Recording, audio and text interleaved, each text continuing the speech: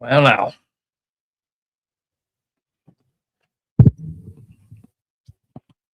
all right. How we doing, guys? This is Hack Nation Live. I'm your host, Aaron Bennett, back for another show here. I probably should have started the show after I finished my slice of string cheese, but here we are, and here I am. How you guys been doing? Uh, been a busy week for us for sure, especially with the holiday there. Always makes for a hectic time taking those couple days off, but did enjoy myself. We went down to Corpus and hung out down there, got a bungalow, and spent a couple nights down there. It was a lot of fun. Did some work on our boats and went swimming in the ocean. So it's a good time. Good time. If you guys don't know, every Wednesday night we do this live call-in show. The number to call in, guys, is 573-422-4225. We highly encourage you to be a part of the show. Both in the comment section and to call in. We try to dedicate a little bit of time every week, every Wednesday, 7 to 9 Central Time, to try and give back to the community a little bit.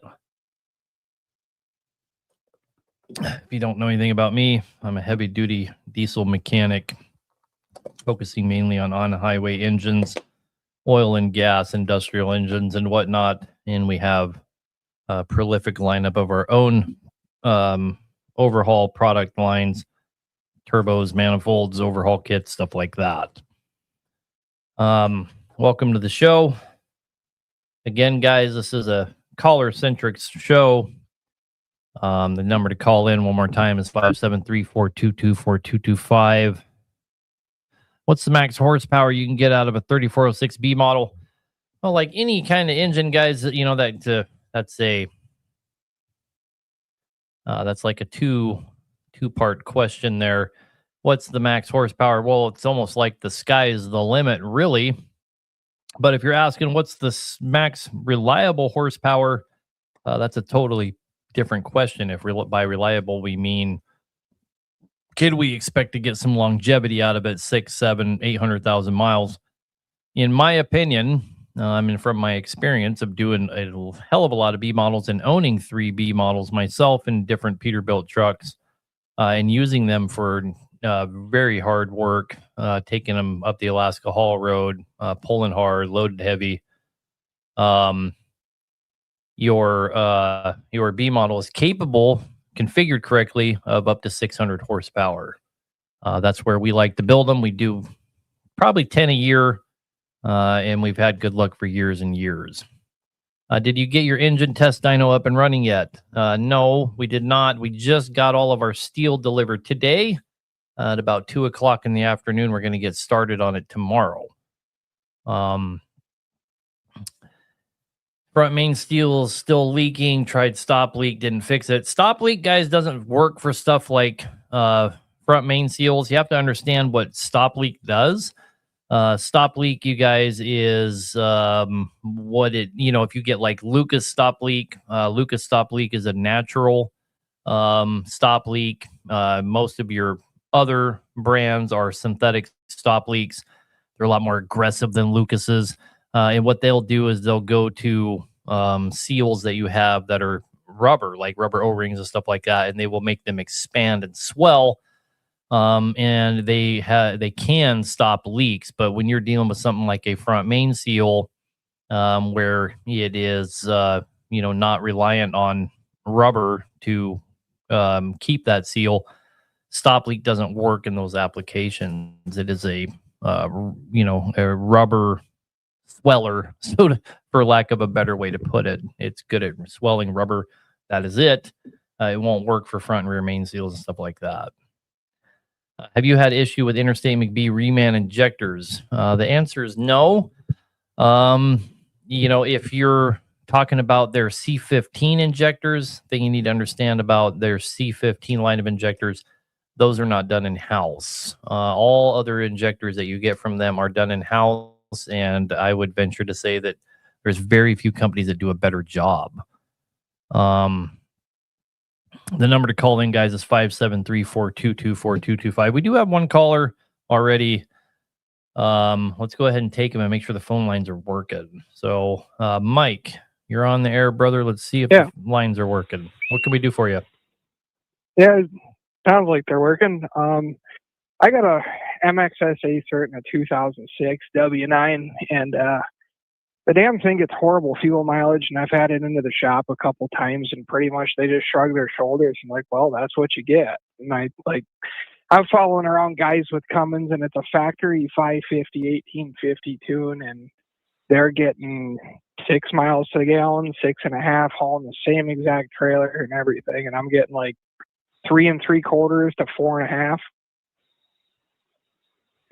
Yeah, your Acer is this is Acer. You said it was an Acer, right? Yep, it's an MXSA cert, all fully intact IBAs, completely factory truck. Yeah, you're not going to ever come close to what an ISX can do with that truck. Or with that engine rather. You know, and the thing you got to remember is fuel economy can come down to a hell of a lot of factors. The most common denominator of how good a fuel mileage you get on any engine usually revolves around the guy holding to the steering wheel. That's number one. Number two is your gear ratios are going to play a huge factor. Your tire size are going to play a factor. So, you know, there's a bunch of different things that could be contributing to you having low fuel mileage, other than I have a cat and my buddy has a Cummins, right? So, number one thing to get better fuel mileage on a Caterpillar engine, in this, you know, Caterpillar themselves would tell you this, you know, if you looked into all their manuals and stuff like that, when you start looking under the why am I getting poor fuel mileage, the first thing that they're going to tell you is run the truck at a lower RPM. Your cat is designed to get the best fuel mileage at the lowest RPM that you can possibly run it at. So in other words, if you're running down highways where it's 70, 75, or even 80 miles an hour, and you're wound out 16, 1700, you're going to get incredibly bad fuel mileage on any cat, anytime, anywhere. That cat, so the fuel mileage that cat will get at 1400 versus 1600 is mind-bogglingly different. When I've tried to run at higher RPM and I've tried to run it lower, around 1350, 1450, somewhere in there. And I mean, if we're going to compare apples to apples, I got a friend of mine with a 5EK, and he's got a 600 horse tune on his. And at the time, we were both pulling triple axle hoppers, running around at 90,000 pounds, and he was getting like a mile to the gallon better. Same gear ratio, same suspension, same tires, same everything. The only difference is he had a 379 Pete, and I was in a W9. Yeah, the stand-up sleeper. I mean, it's about as close as you could get. The 5EK is well known to get better fuel mileage than the Acer. Right. All right. I guess that answers my question, brother. That Acer, out of all the cats, once it's only going to get decent fuel mileage, never going to get good. It's only going to get decent fuel mileage if the RPMs are being ran as low as possible, consistently. Right. When I've tried to run it around 55, 60 miles an hour and stuff on the, some long stretches, and on the highway, it just doesn't seem to matter. It's pretty average is 4.5 for it. And some things you can do to really help it out is a good manifold. That seems to help them out quite a bit. You might see a whole half a gallon better, or half a mile better. Sorry. Adjusting the way you drive is a huge factor with the cats, but a good manifold tends to help out quite a bit. And I threw a full tilt on there. Okay, that should have helped you out some. So nope, not at all. It's just consistently terrible. And what kind of boost pressures you running? Full maxed out, 60 to 62, depends on. So she's running great. Kind of depends on the atmosphere, man. She's running great. Yeah, I put everything. I put new map sensors in. I put a 6-pack of injectors in it. I basically changed out every sensor on there. And it just kind of, it gets what it gets. Yeah, and I didn't know if I was missing something. No, they've or always. I mean, the Acert's always been pretty notorious for not doing well on fuel mileage. My Acerts in Alaska would always average right between 3 and 4, and that was just never over 4 ever. But we were pulling hills the whole time. But if I would average out the whole trip, including coming back empty, the only time I could ever get really good fuel out of my Acerts as if I was bobtailing, to be honest with you.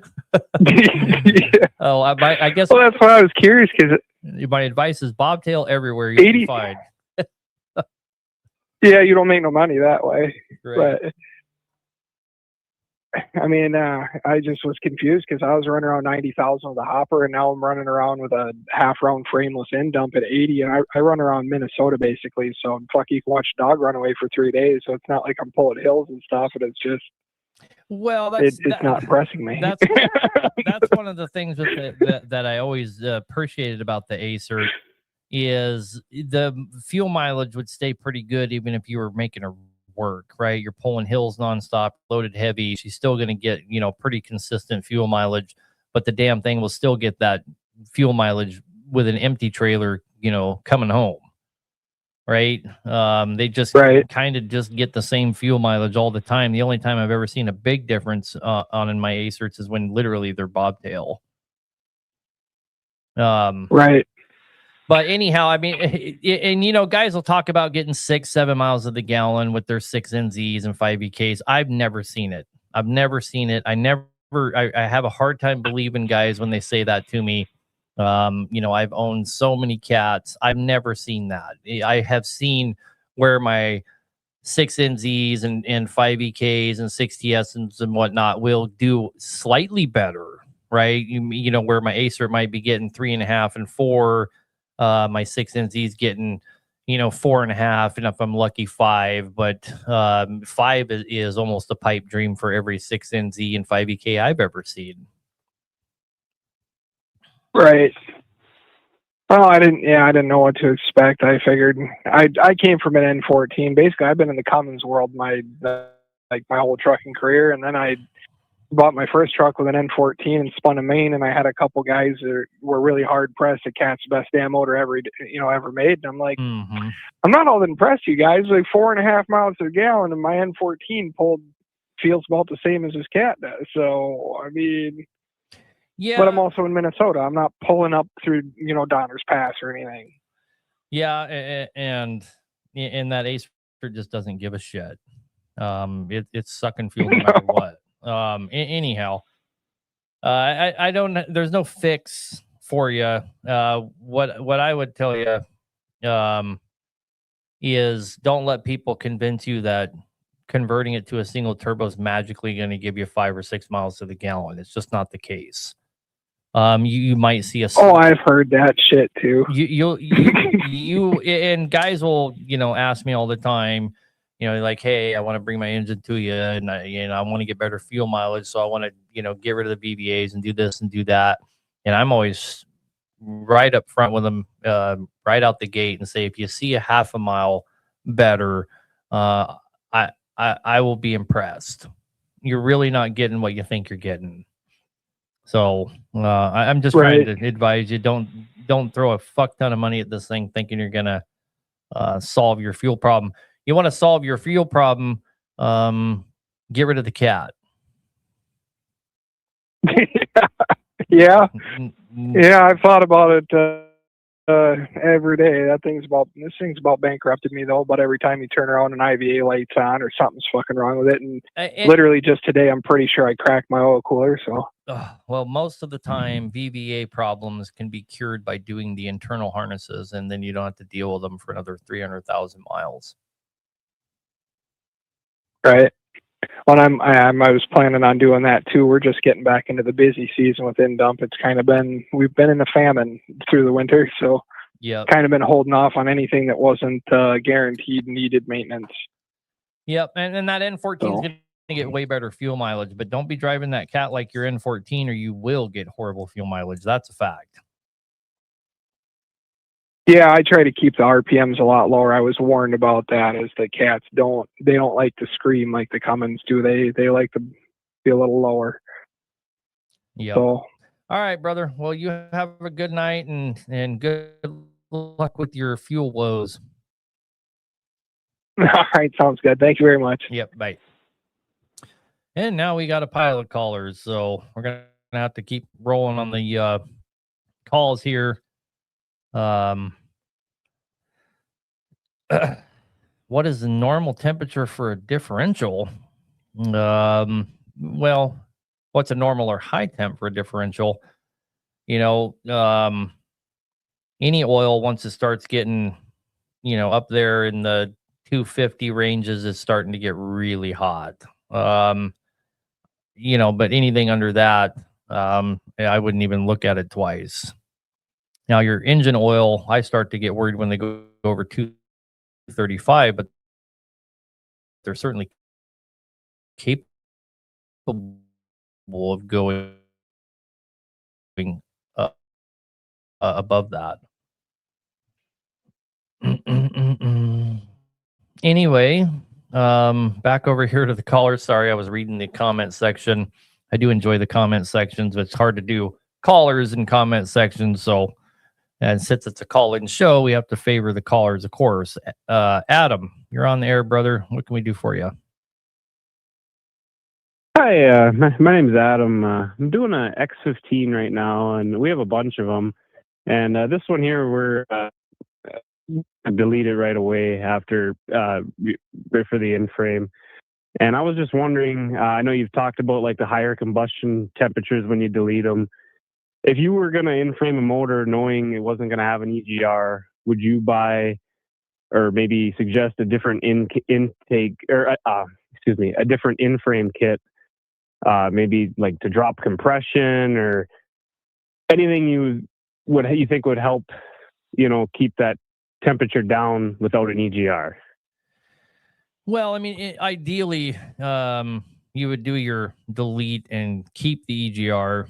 If that's not an option for you guys, there isn't really a different piston crown you can go to. What really matters is if you're doing some kind of CPL jump. So here's where everybody fucks these engines up. Really, if you want to get super technical, they'll have say like a 475, and then they'll delete everything and they'll go flash a delete tune on it, and when they're all done with it, it's like a 700 horsepower engine and it tears it apart, right? If you're going to increase the horsepower, that's when you need to start looking at, okay, I need to look at my CPL jump and change parts accordingly to reach that CPL. It could be, different cam, different injectors, different front gears, just there's a myriad different piston crowns. There could be a myriad of different things. But if you're staying within the same parameters, you're just doing a delete, then no, you just go back together the way that it is. Don't worry about it. The things you can do to help mitigate some of that problems is a performance intake and a performance exhaust. Those two things are going to help more than anything else to mitigate the issues of the internal temperatures being hotter than shit. Okay, yeah, and that's basically what we're going for. I mean, we leave them alone. I mean, they're just the efficiency series X15. We leave them, we got a guy that does the tunes. I mean, it's just straight. We're not looking for power at all. I mean, they're company trucks. We just don't want to deal with the emissions. We're not looking to gain an extra power. Trying to keep it, looking for longevity, basically. But. Yeah. Now, really, the only thing out there that addresses the exact problem that you're talking about, and it just helps it as a good intake and a good exhaust. It makes a dramatic difference.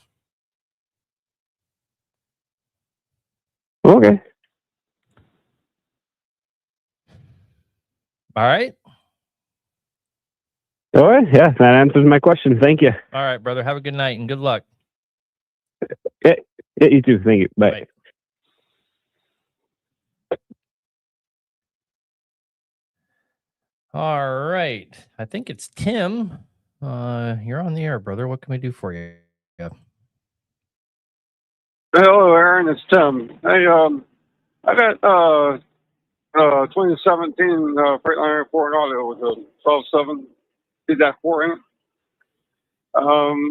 I'm having trouble with the engine fan coming on when I'm on the pool. It gets like 200 degrees temperature-wise, and the engine fan comes on, and it's only like when I'm pulling a mountain or pulling a hill, or if it's really hot out. We're in the southeast. So if it's really hot out down there on 10 and 20, it'll come on when I'm picking up speed. And I've been fighting this for a while. I thought that it was the truck the engine had really bad blow by, and I knew it was getting wore out. So I had over 500,000 on it. So I got a hold of you guys, and we got a PAI kit put in it. I got your manifold and your turbo on it, which thank God for that. If I'd have had that when I first bought this truck, I'd have been dancing in the streets. That thing comes on right now. But anyway, I couldn't figure out what was wrong with the fan. What was wrong with the fan? I mean, I couldn't tell you how many thousands of dollars taken to the shops to tell you, yeah, bring it in, we'll plug it in and tell you exactly what's wrong with it. And they plug it in. Well, we don't find nothing wrong with it. They charge you anyway. That just burns me. But anyway, so TikTok come around with the Ansel scanner, and I got that, and lo and behold, I can read the live data with that scanner. Now, all you operators listening to this conversation, buy you an Ansel scanner. It'll save you. So I plugged that baby in, and I got on temperatures. And lo and behold, Aaron, the intake manifold temperature sensor reaches 150 degrees, makes the fan come on. Now, we figured out that the air intake temperature is getting hot. Now, what would cause that? Would it be the intercooler, or because I got your turbo and your manifold in it, your rebuild kit? What else is left? So intake air temperatures are almost always related to the charge air cooler or the boots leading up to it. Your piping, your boots, the charge air cooler itself. Something is. Well, I will tell you, I took the intake temperature sensor out. I wiped it off with a white tissue, and it's black. Mm-hmm. Does that tell you anything? Yeah, they're always black. Oh, okay. They get soot on them. It's really normal. What you're describing though is almost always a CAC leaking, like Cody Matthews just said in the comment section. You need to pressure test the air-to-air system and see where you're leaking at. That's really the only thing that can raise those internal temperatures like that. If your turbo's working better than before, like you were saying, like it really spools up fast, and our turbos, we specialize in those type of turbos. That's going to lower your temperatures, not raise them, right? So, if your intake air temps are just getting outrageous, we got something else going on there. Your pipes, your boots, your intercooler itself. You need to get that tested right away. Right. Intake air temperatures being hot can really wreak some havoc, man. It can crack out your heads. It can ruin your piston to liner seal, and it can do some damage. So don't ignore it. I will. I'll get to it. I don't want to screw nobody on the warranty situation. All right, brother. I can't afford no more. You know what I mean? It's been crazy. So, hey, I appreciate it. I'll let you know how it goes. Yeah. Hey, please. one more question before I let you go. Go ahead. The bypass system. How much are they costing? The oil bypass. Long story short, man, we still have our oil. We still have the filters. We're still supplying all that for the ones that we sold. Those bypasses were incredibly successful. I hate to even tell anyone this, but they're incredibly successful. And the company that was manufacturing them for us got It's the most success that they'd ever had, like instantly, and they got greedy overnight and they demanded that they put their name on it beside ours, and we're just like, that's really fucked up. Oh, okay. They held it over our head and said, if you won't let us do that, I mean, why would we do that? Why would we market for them off of our success? And we came to it, and it was all friendly, but we came to an impasse. And they're like, if we can't put our name on them, then we're not going to make them for you anymore. And we weren't going to be bullied by them. And we had like probably 100 of them sold that hadn't even been sent out yet, and we had to go refund all those people just because we're just not going to be pushed around by people like that. I mean, it was obvious the reason they wanted to do that is to fuck us over in the near future. And we're like, why would we do that? That's the stupidest thing ever. And anyway, so we had to let it go. And now we're working with Pittsburgh to provide us with a replacement for it. So, Okay, I'll be watching. yeah, we're gonna do something really quick because we have a lot of customers that are and I don't blame them. And there was Okay. something that I always just kind of trusted the universe that they reason.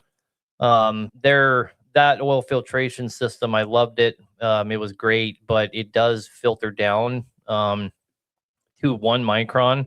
And if you look at all the other bypass filters on the market, pretty much every single one of them stop at 3. And that is to protect the additive package. And I'll tell you, it has bothered me quite a bit. If guys weren't running our oil, they were going to pose, they're setting themselves up for problems with the additive package.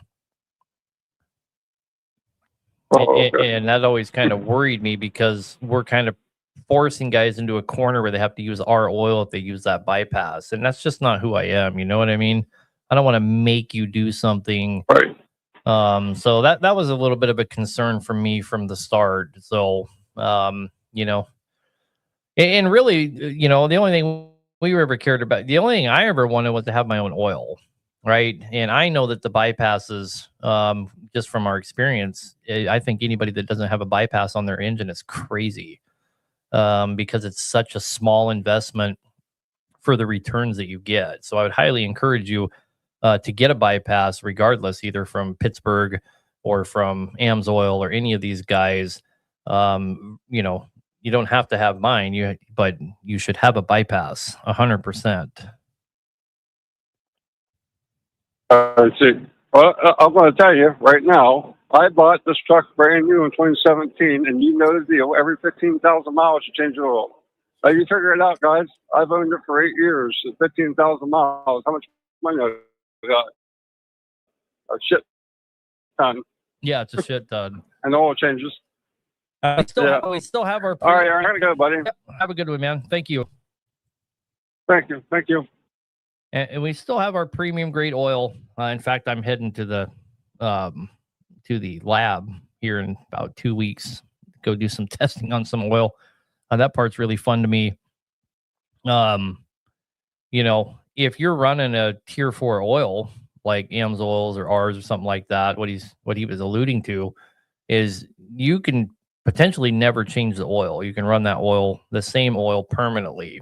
And if you start to look at the savings on that, it's pretty astronomical because your full synthetics don't break down. As long as you're running a bypass system to pull the contaminants out, you can potentially run that oil indefinitely. So that's what he was alluding to there. Anyway, Winston, you're on the air, brother. Let's hear about your Detroit.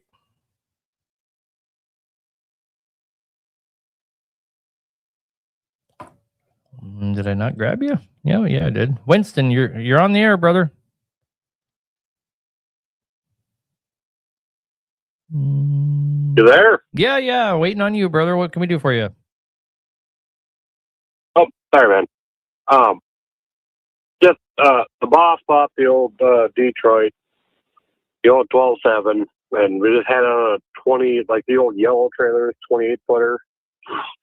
spray trailer right now, and I mean it's a good truck, T800, but man, I think what the turbo issue had a blown wastegate line, the seized up, got it pretty up, but now it's like when you put it to the wood, I mean a 28-foot trailer with 1,500 gallons of water on it, you might be pulling, let's say, 20,000 pounds of chemical in there, and you get up to about 12 to 1,300 RPMs.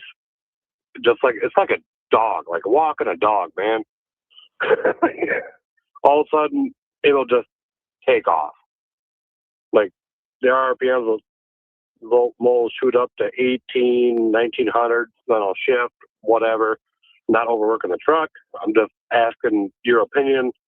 Do you think that the turb ski there? I mean, new air filter. I will say that. Intercooler cleaned out. Everything's fine. The only way you're going to cure that, you just think she's a new turbo. I mean, if you're running fine and all that, the only way you're going to cure that problem is with a performance turbo, something that that has the ribs on it, so it quick spools, and that will get rid of that lower end lag. If it's just running great, once the RPMs get high enough, that's a spooling problem for sure. Okay. You need something like that. That's what the boss and I thought. You need something like that last caller. Like we have an S400 that will just walk the fucking dog on probably whatever you have sitting on there right now. All right. Well, that's what I wanted to know, man. And I appreciate your time. You have a good night, Aaron. Yes, sir. You too. I mean, your 12.7, depending on what year you have, is a pretty gutless wonder anyhow. So we got to keep that in mind. DDEC 2s and most of your DDEC 3s are pretty weak engines anyway. So, you got to make sure that you're not asking more out of it than it can never provide you anyhow. So there's always that. Anyway, guys, and the callers are just something tonight. No name, but looks like you're out of Canada. You're on the air. What can we do for you, brother? Hey, brother, how are you doing today? Good. Good. So I had a question regarding differential. I recently just changed both of my differential oil to 80W90, and the breather tube has some like a little bit of residue coming out. Is it normal, or should I lower the oil, or what should I do? In your engine? No, differentials. Both differentials. Okay. And you have oil coming out of the breathers? Yeah, it's just like a little bit residue just around it's like old style, like a cap one. And it has like a residue around it. You can see because of the dirt and grime just collecting there. They'll all do that. They'll all do that a little bit. Yeah, it's just a little bit, not much. Yeah. And recently I was talking about I had a 14-liter Detroit 60 series, and it had the V-Pod on it, and I'm so glad I deleted that thing. Oh my God, it's a day and night difference. I haul heavy. I basically 140,000 pounds, and it doesn't matter. I have a hill, I have uphill. I don't shift no gears no more. I just let it run.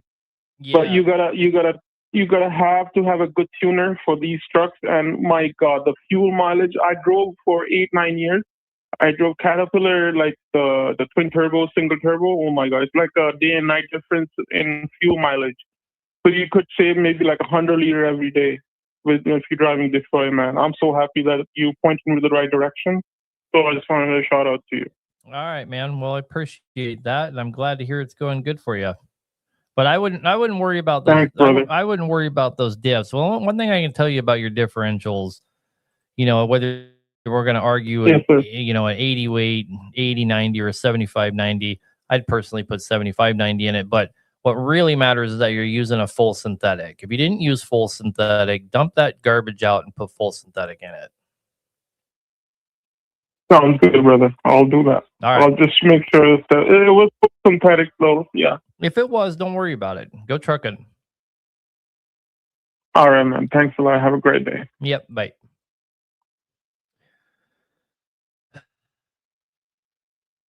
Anyhow, lots of callers on here, but I'm seeing some questions on repeat. I was wondering, if I haven't turned up my 6NZ, can I change my turbo to a non-wastegated unit? Yeah, you can.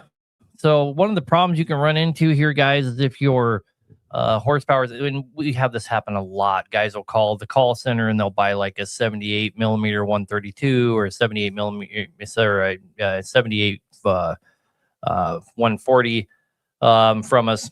And then they'll call back and say, "Oh man, this thing, it's not spooling up," or this and that. And then, I'll give you an example.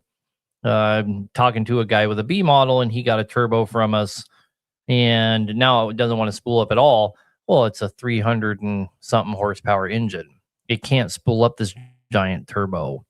So, if your 6NZ is a factory, 435, then you probably don't want to go to a bigger turbo. You're going to be disappointed, put a 550 tune on that thing, then throw 78 132 on there, and she'll just walk the dog, right? So, there's this myth out there that on stuff and get more horsepower. It's just as likely, if it's not configured correctly, you could be sorely disappointed, and just have a really expensive, badass turbo that you stare at that you had to take back off and put your factory turd back on there. So make sure that you're doing the right thing there. The guys at our call center try really hard to make sure that you're getting what's going to perform for you, but some people just want what they want, and at the end of the day, the customer's always right. But no name, but we have an ISX in a motorhome. What can we do for you, brother? It's actually an ISL, and I just want your opinion. We have 70,000 miles on this thing, and it dropped in Florida, and now it's sitting in the cities getting repaired to get this regen stuff going on. It's a nightmare that way. My brother wants to delete it now, and I know you were saying something about EGR and you don't like deletes and all of that, but how can we remedy this to make it just work? It's a 450 ISL, and we just want it to work. I mean, what do you think? What's the best thing to do?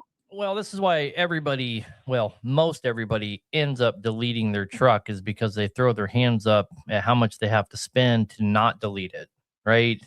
And I can certainly sympathize with that. I understand it.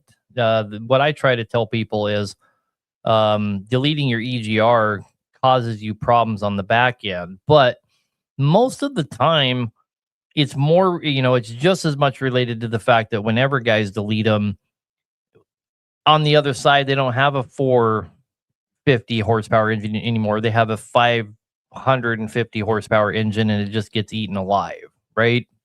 Now, it sounds like sounds like, and you don't need to tell me if I'm right or wrong if you don't want to, but sounds like you have it at a shop to have some of these things looked at, and they're recommending just deleting it. And if that's the case, no, they're not. They haven't done that. Oh, sorry. Oh no, you're fine. So, but you guys just want to delete it so you stop having problems. You can use the damn thing. I understand that. Obviously, the position I'm in, I can't give you advice that you should do such a thing. But what I could tell you is that if you do such a thing, make sure that we're not doing some crazy horsepower tune on it. Resist the temptation to do that, and you'll probably have a lot better luck. We're not going to change the power because it has plenty of power.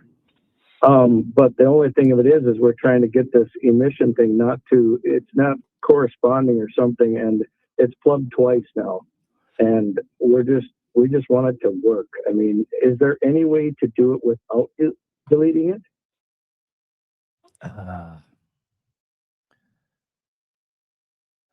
I mean, these are the type of things I don't want to talk about on this show, right? For the obvious reasons. You know, but let me put it to you this way. We have literally hundreds of customers that never delete their trucks, and they do deal with problems, emissions problems.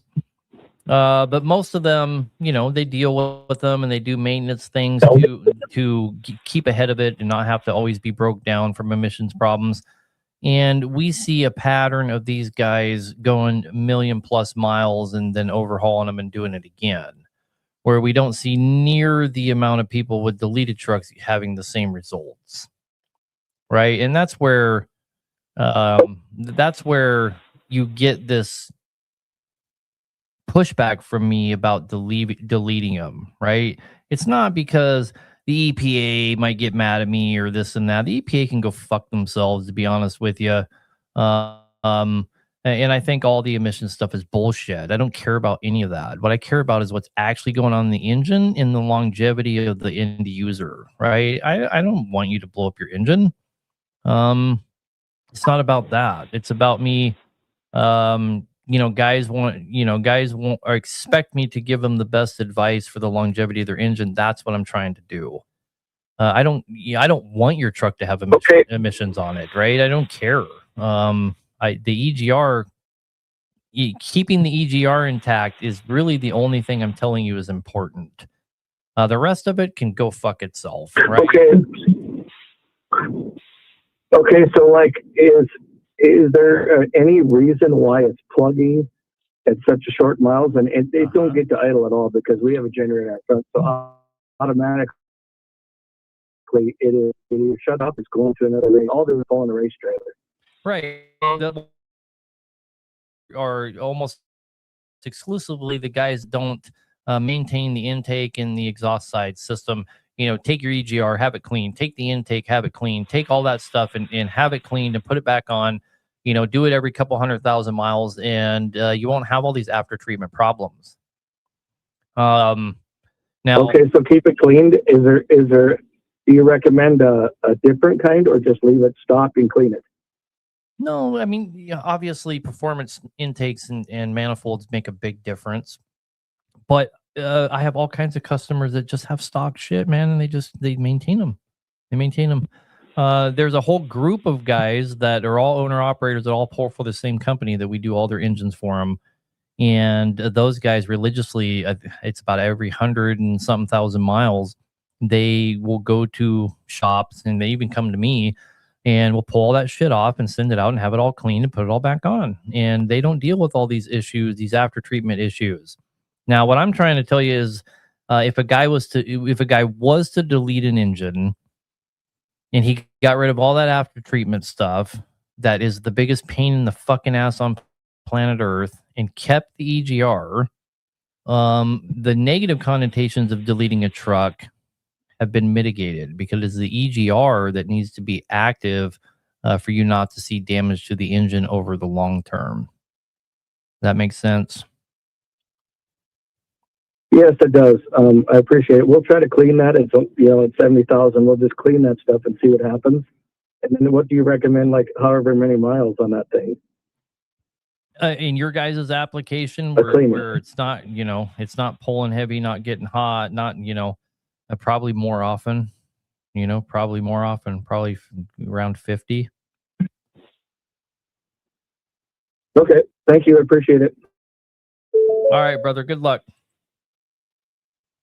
Yep. You know, I've gotten a hell of a lot of shit over the years for telling people not to delete their EGRs and you know, and I've had so much pushback. Oh, he's the biggest fucking idiot ever.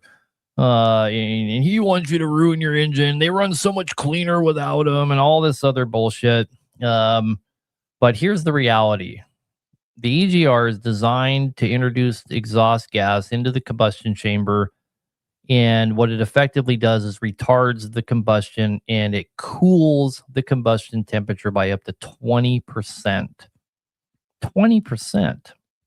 So when you delete the EGR, you're raising the internal combustion temperature, which would to 20% hotter than it was designed to handle.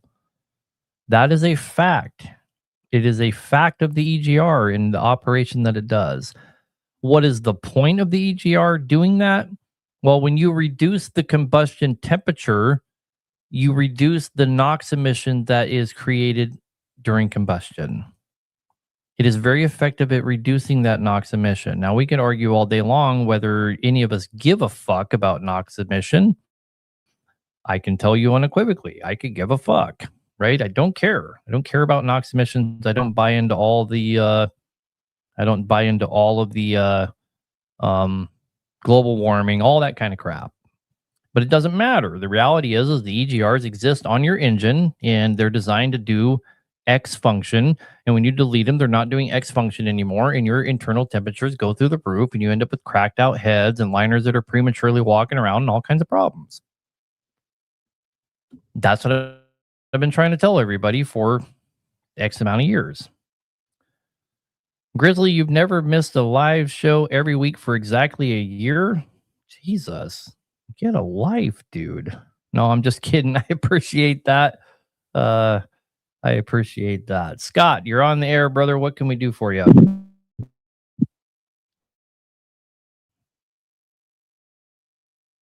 Aaron, how are you tonight? Good, man. Hey, I got a 4 1/4 ISX, and I'm looking to, when I rebuild it, I know I got to change my CPL to 565, and I'm just wondering what I would need to do that. Oh, sorry. Man, I don't know why I do this so much. I take the call and then zone out and don't listen to what people say to me. I'm so sorry. Well, what you have an ISX. I'm on board that much. What horsepower rating is it now? It was born a 4 1/4. Oh, okay. And I want to go, when I rebuild it, I want to go bump it up to a 565. But I just want to know what I would have to change on that to get it up to that point. Yeah, and I got to change the head. I mean, your 565 and your 605 are the same internal components, so you can kind of go either one of those.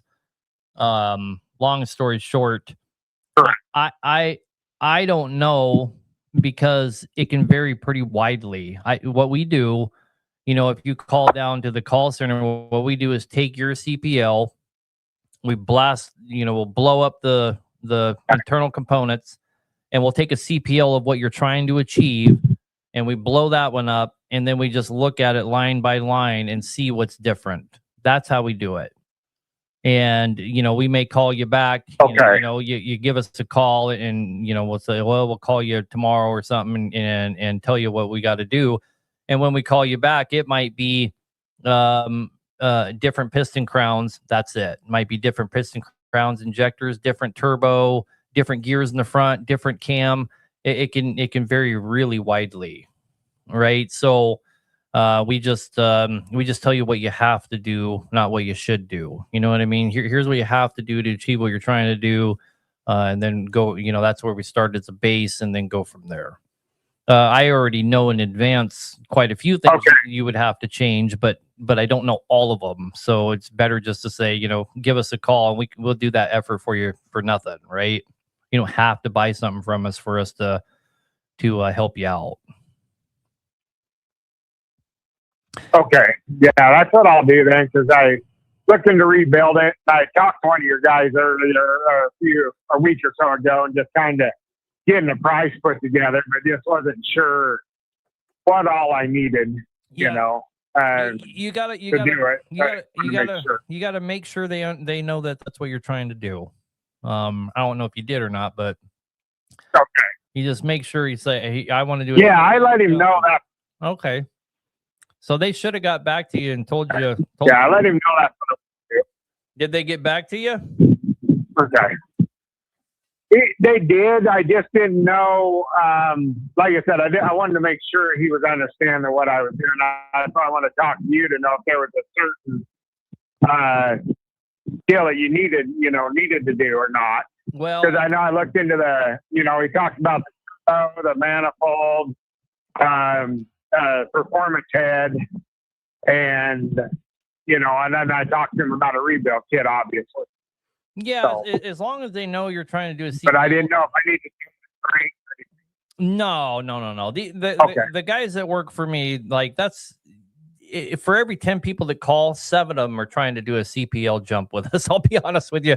We've become pretty popular for helping be able to steer guys in that direction. So they certainly know what they're doing. They probably, when they quoted you out, okay, here's the in-frame kit. It's already accounted for in the quote that this is going to be a higher CPL kit, right? And they're going to know. Okay. It's their job to know.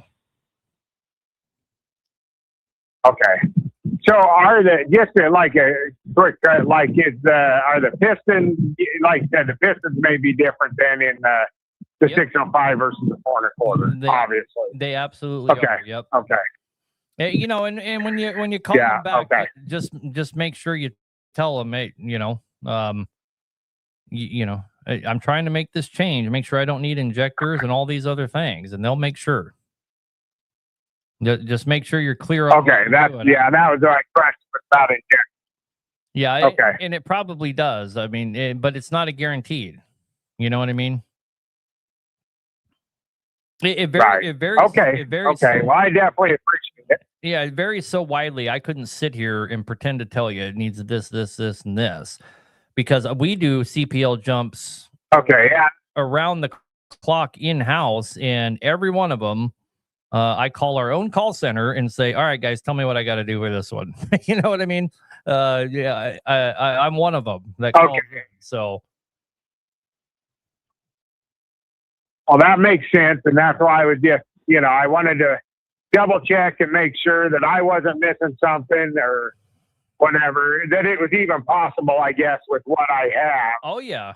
Without going completely stupid on money, No, I mean, I don't want to spend 40 grand on doing it, No, that don't make any sense. No, so. And some guy in the comment section just said it's cheaper just to go out and buy a 565. That is not true at all.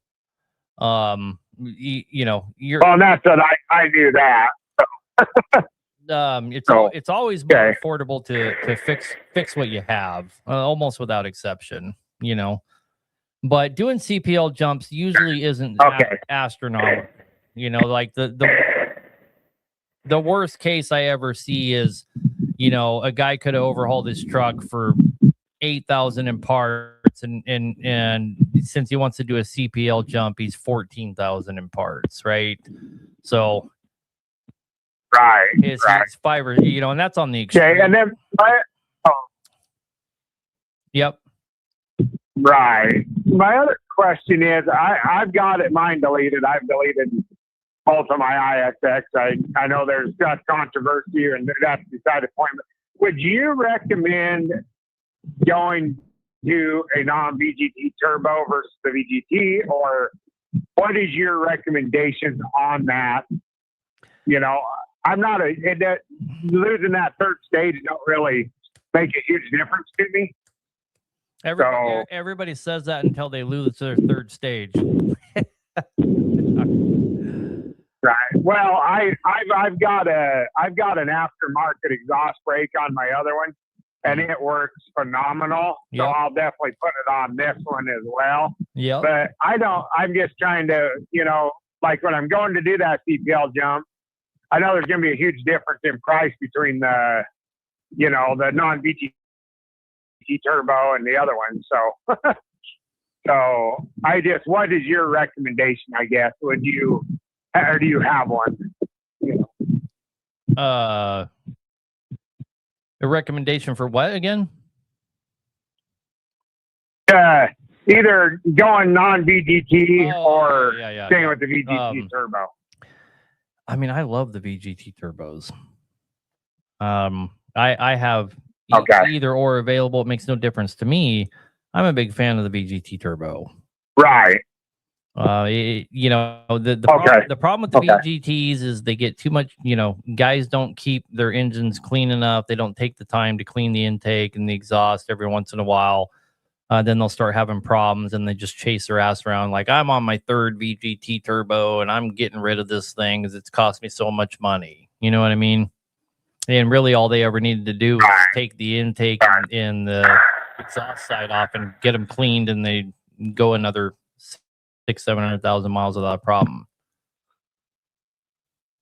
Yeah, because I bought this truck. I mean, this truck's got $1.3 million on it.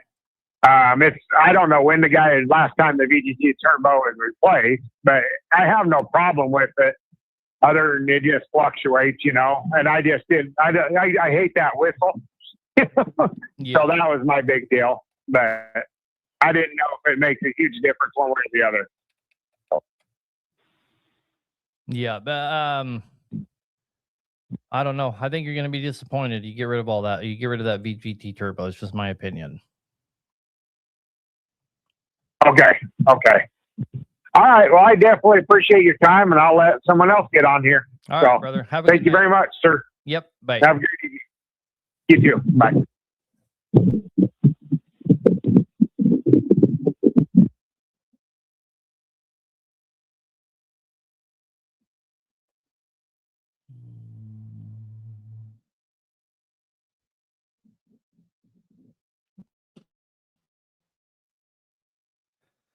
All right, I'm back. Sorry, guys.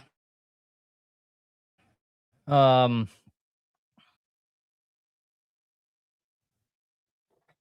don't know what you're talking about, Paul Walker. I seriously doubt PDI gave you a quote for $25,000 to overhaul your engine. Just for their head and kit alone is over $10,000. So that's a little hard to believe. You need a bull gear and a bunch of other stuff. Don't we have a VGT or VG turbo? Very, very correct. Oh, Paul, it don't matter if you stutter, you can call. We can work through that. Who cares? I have brain damage and I do this show. We'll be fine. There are a lot of callers. There's 8 people on hold. We'll get to you guys in just a second. Yes, we have a VG turbo. We also have, S400s and all that. I don't need to convince that guy to go either way. If he's purchasing from us, we're going to have any and everything that he needs to go either way. I'm just trying to give him my honest opinion, right? All right, let's get back to the callers. Let's run through them here. They just keep piling up. Edward, what can we do for you, brother? You're on the air. Hey, how you doing? Hey, I got IXS 450 horsepower, and it's the front structure's leaking, and I was going to do an overhead adjustment next month. My question to you is, should I replace the dampener when I do the front structural? How many miles are on it? Hello? 600. I would recommend it. The lifespan of your dampener is really between 500,000 and 600,000. I know most guys go way longer on it, but that is about the recommended for that dampener. So if you were asking my advice, absolutely. You're already going to have it off anyway. And is there anything else I should do while I have it? I'm doing the overhead and the front structure. I'm going to do I think it's a oxygen map sensor also with it. When I pull the radiator, have that clean, flushed, all that kind of good stuff. And I don't know. I mean, I'm trying to keep it alive as long as possible. It's not deleted. So, and another question is, how do you feel about Pittsburgh Power? Is that another snake oil? Is it not even worth it? Pittsburgh Power is what? I'm asking, what do you feel? How do you feel about Pittsburgh Power? It's a additive we put in for fuel, and it helps with the DPF.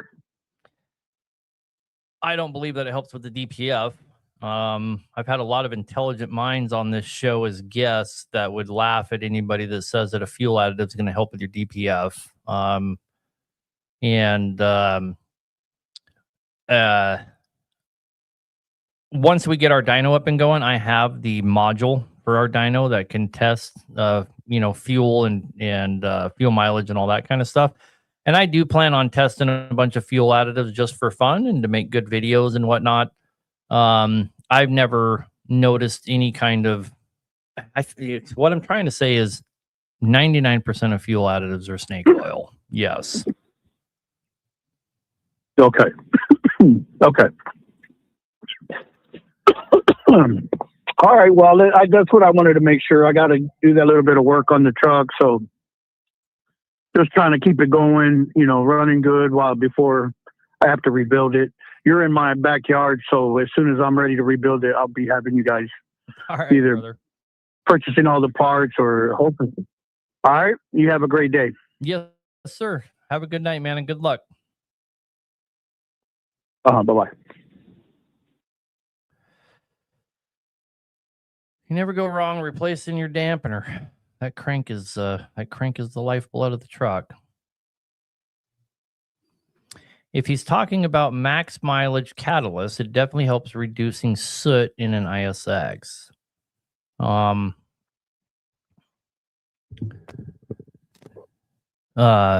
it might, Paul Carmen, it might help with soot buildup. I don't know. I've never used it. I cannot give a personal testimonial. What I said was what I said. I've had a lot of brilliant minds on here that know a lot about after treatment, like Double D from Canada. He kind of specializes in that, and they just laugh and scoff when anybody says, "Can I put this in my fuel and help with the problem?" So, there's that. Have I ever added kerosene in my fuel in cold weather in Alaska? That's not a good idea. If you want to get really bad fuel mileage, that's one good way to do it. It's like running number one diesel. Number one diesel will get you way worse fuel mileage than running number two, because fuel mileage equals money back in your pocket. No matter how cold the weather I was in, either in Alaska or North Dakota, I always ran number two and put my own anti-gels in it to keep it from gelling up, and would get way better fuel mileage. Okay, the second person saying catalyst is a miracle product. Right on. I mean, we got some believers, again, I'm not saying that the catalyst doesn't do what it's designed to do, and Pittsburgh Power has been around a long time. They definitely know what they're doing. They're a good company. I'm not saying that, okay?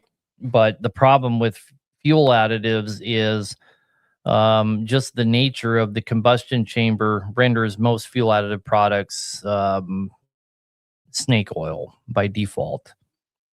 So there's that. All right, back to the callers. Grady, you're on the air, brother. What can we do for you? Well, you got me now on the bypass stuff after what you were saying earlier with that caller. I bought yours here, I don't know, it's been a while ago. I've actually changed oil once on it at like 9,500 miles. I'm not running your oil. I'm running cat oil. It's on a 2WS 550 truck. But the additive thing you was talking about, this truck runs about, I service usually, or used to, about every 10 or 12,000, and I'd have to add about a half a gallon in that time. And this time I added, with changing the big spin-on filter and whatnot, about a gallon and a half. So enlighten me on this additive stuff, and you got me nervous. Well, I mean, so most of your oil out there, the additive package is not submicron, right? Your additive packages are somewhere 2 to 3, 4 micron, and that could pose a problem if your bypass system is a 1 micron bypass system. Now, the oil that we have has nano additive package. In other words, it is sub micron, and so it doesn't pose a problem. And when the guys that were making our bypass filtration system came down to see us, that was one big concern I brought up with them. I was like, well, what if people aren't running our oil? And they're like, well, these are designed to run this oil, when we designed them with you guys. And I don't know. I mean, you can probably see where I'm coming from. I don't like selling people a product that forces them. It's kind of like PDI's manifold that they sell you, where you're forced to use their turbo if you buy their manifold, and then you're forced to get their turbo gasket. And if you break down on the side of the road, you're kind of fucked. I don't like putting people in that position. I don't like it at all. Right. I want the it's like a right to repair type of thing, right?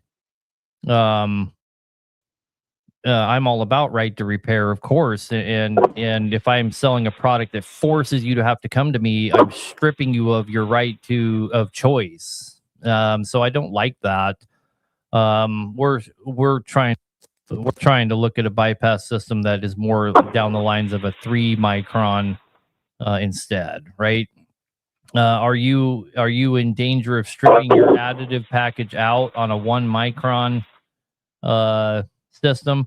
Probably not if you're running regular old oil in it, and you're changing it at 10,000 miles or whatever. What's your change interval on your cat oil there? Well, I when I changed it this time, I didn't. I just added the makeup oil and changed the spin on filter. I've got 700 miles on this motor filter to the 40. So I'm not on your oil. I'm on the cat oil. I was going to do it at 20, change the canister, Yep. or the stock, and then change the oil and all at 20,000, and start over and do it every 20 years. Yeah, and so here's the answer. The answer is the same always.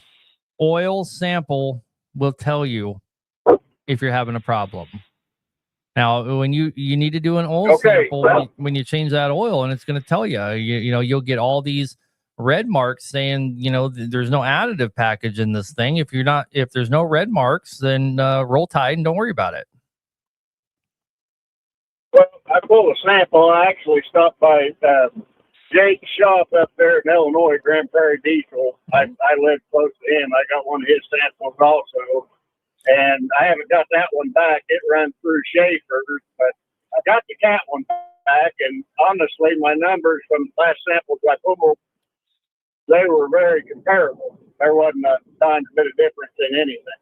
Well, and that was at 9,500 miles on that oil. And you had the bypass system on at that time? Yes, sir. Okay, then yeah, just don't worry about it. So where it would become a concern is if you're let's say you're running AMS oil instead of my oil, and you try to take it out to 1 million miles, right? Potentially, and not guarantee, but potentially you could run into a problem where it's stripping the additive package out, right? The kind of intervals you're talking, but even then, it really comes down to your oil samples. Run the oil samples, and if they say you're fine, don't worry about it. You're fine. They don't lie. I got that. I'm pushing 1 million miles here now. That's why I'm not changing oil. That's what's been in this truck from day one. So, one other question. I'll probably get my balls busted for this, but with that bypass filter system on there, the oil changed colors about like it normally did. My oil would stay kind of caramely for about 6,500 or so before it started turning to black. This done the same thing, so that bypass system ain't gonna see the difference, I guess. You know what I mean? No, because it's not gonna pull. I mean, your oil turns black from the soot in it. And you're not going to do anything about the fact that it's turning black. Your bypass system's not going to do anything about that. What it's doing is, I understand that my soot level's very low according to the sample anyway. Yeah. So that bypass is going to be pulling all the acidic contributors out, and that's really what matters. So availability, I ordered 2 more of the socks from you here the week before last. I haven't got them yet, but are you guys? Am I still going to be able to buy them through you guys, or am I going to have to go to? No, we're not. We're going to make sure that we support what we sold, 100%. Okay. Those guys backed us into a corner and tried to bully us, and when it was all over and done with, and we told them we'll just do something different. I told them that they will be providing us the socks, or we're going to have a big problem, and they understood that. And we have 80 socks on the way. They've been paid for. All right. Well, I understand. This was a pretty costly investment to do, to get, what you're selling for. And I had to end up making hydraulic lines because the fittings and all, they leaked right away when I fired it up. That's the fittings that come with it, but we just did script on hydraulic and everything's good to go, happy with it and whatnot. But I just, when it comes time to rebuild or something, maybe we'll cross that bridge then as far as changing to a different filter bypass system on that. So, no, the bypass system's probably fine. But really, if you're changing your oil quite often, really the bypass system is meant to extend the change intervals on your oil, right?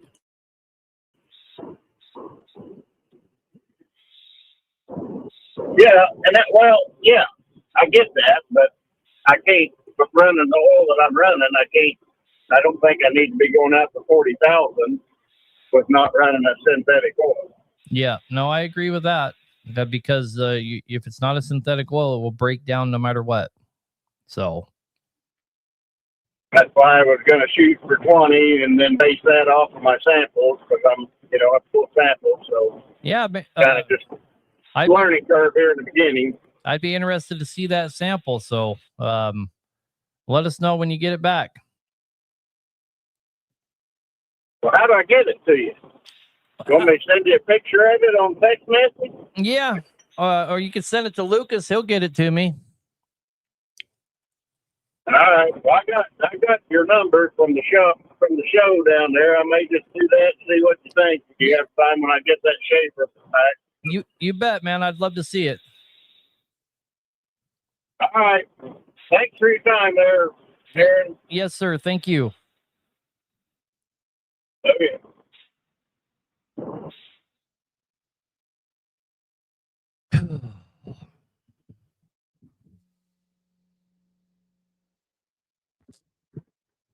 It's not just to keep carbon from building up. It's going to pull the moisture out, which is really big deal for the acidity of your oil. It's going to pull carbon out. It's going to pull all the contaminants out. You got to realize your truck filter, if it's a efficiency filter, which is the higher end oil filters like CAD or Baldwin's efficiency filter, they filter to 10 micron. Your regular run-of-the-mill filters are like 15, 20. You're passing a lot of contaminants through those filters. It's just the reality of it. And a bypass filter will take you down 3, 2, 1 micron, and they pull everything out. So yeah, it's not just about some carbon; it's about everything. Gary Miller, I think, is that right? You're on the air. Yeah, that's correct. I just had a question real quick. I was looking at a 93 Peterbilt, has a 3406C in it, and 300,000 on the end frame, and it's a 30 over injectors, full tilt manifold, 88 charger on it with the Super Jakes. Anything to be worried about that?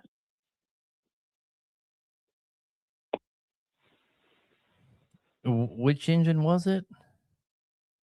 Which CAT engine? It's a 3406. Yeah, 3406C. Okay. It's turned up to 650 horse. Well, it's got to be. That's a big ass turbo. Is it? Yeah. I mean, that's pretty hot for that's pretty hot for an old B model. Really Well, hot. that's what I was wondering, if I'm going to have problems. Probably. If I'm going to have problems down the road if I don't turn it down. Probably. I mean, I have no clue how they built it, right? But probably. I mean, yeah,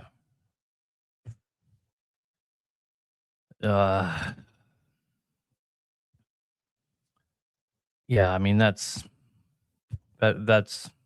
outside the parameters of it lasting very long. Let's just put it that way. Okay. I mean, it's 300,000 on the rebuild already. If it's been hot like that, I mean, you expecting it just to last like 600,000 or what? Yeah, and it probably lasted as long as it did because of the person driving it, right? And that's the problem with horsepower that's that ridiculous. Somebody just said in the comment sections, keep your foot out of it. I have a problem with that mentality. So we build an engine that is so out of control that it requires the driver to drive a certain way to keep it in one piece. So in other words, I have a bunch of horsepower that I can never use. How does that make sense to anybody? It doesn't, right? It doesn't make any sense. If you don't lose head gaskets, you don't lose heads, you don't have piston problems, I'd be very surprised. And that would be entirely because the way you chose to drive it rather, would be what keeps it together. Right. That is a shitty way to operate, especially if you're depending on this thing to feed your family. What if we would turn it down? What horsepower should I turn it down to be good? I mean, it depends on how it's built, but you're really safe around a 550 usually. Okay. All right. Okay. Well, that's what I needed to know. All right, brother. Well, good luck with that thing. All right. Appreciate it. Yep. Bye. Guys that are messaging me, they want to private message me and this and that. I'm operating a show here. I can't stop doing that and try and go see if you sent me a message and stuff like that. It's a call-in show.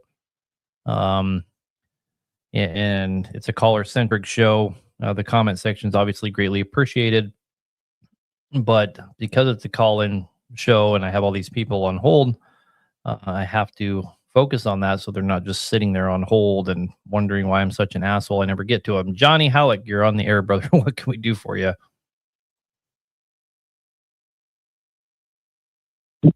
Hello? How's you? Yeah, how's it going? Sorry, it's weird. I heard something else and then, I don't know, I guess it's delayed. Anyway, my name's John. Dude, I'm a tech down in South Florida. I actually work mostly on marine engines, and I got a question for you. So, long story longer, I guess. A local dealer overhauled two C32 Acers. They're 1,900 horsepower.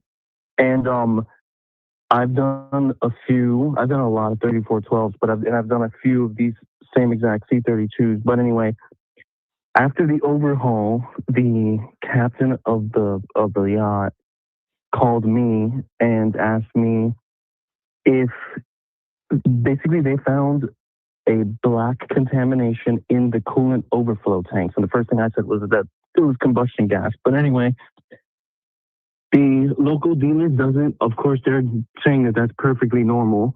I've done a combustion gas test on it, and it tests positive once the engine is warmed up. No coolant in the oil sample, but the soot level was a little high. I was just kind of curious if you had any other ideas of ways to show. I mean, I know the combustion gas test tells you everything, but of course the local dealer says that they've never heard of that before. So just looking for some input. Never heard of what before? A combustion gas test. Then they're fucking retarded.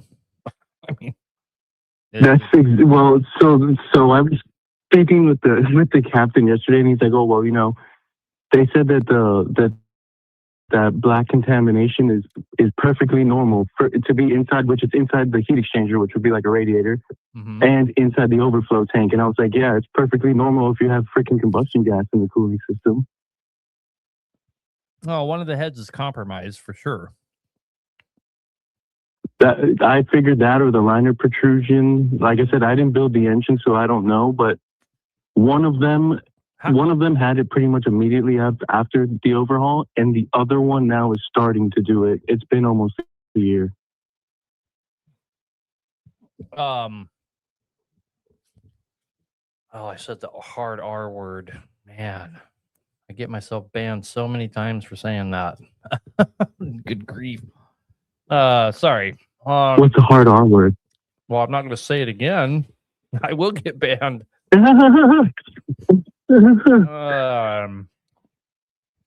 No, so if it was immediately, so here's kind of how you figure this out, okay? And I'm going to tell you this like, let's say I had a problem with the engine I built from my shop, okay? That way we can all agree I'm giving you an honest assessment. If I rebuild, if we rebuild an engine here at this shop, and the engine has some sort of problem, we're pressuring up the cooling system, and it's under 10,000 miles from the time it left here, which is, you can do the math on however many hours that is. I can guess in advance, especially if I know hasn't been any kind of external event. In other words, we didn't overheat it, no coolant loss, whatever. It's unequivocally going to be when we take it apart. I can already tell you in advance there's been an installation error of some kind. We rolled one of our water directors or something of that nature. It's most likely not, it's most likely not, and this is probably in your case, it is most likely not a head gas or a liner protrusion issue, right? I cannot believe that somebody built a C32 and didn't meticulously go through all their liner projections, right? We're just going to assume in advance. One would only hope, yeah. Right. So we have an installation error on this thing. Somehow our water directors are compromised on this thing, and when we were installing the heads, we smashed something, almost guaranteed. Which is really, in theory, it's a good thing. The trick is to isolate out where it's at, so you're only repairing where the problem is. But you're saying it's pressuring up on both of them, right? Yeah, and it's being almost replicated on two engines. Right. So it's just their installation process on repeat, right? They're not using guide studs or something of that nature. When they're going back together, and they compromise it on installation, almost guarantee it, right? Yeah. No, and it's kind of one of those things where it's in a yacht, and it's not the easiest access sometimes. We have to usually, like, giving the stuff I do, we have to set up A-frames and stuff like that. I mean,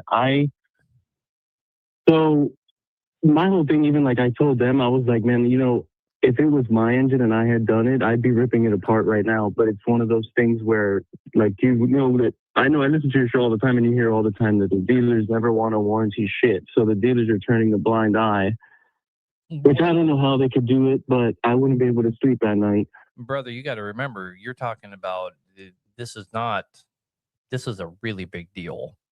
That engine is a really big deal anytime something is messed up, right?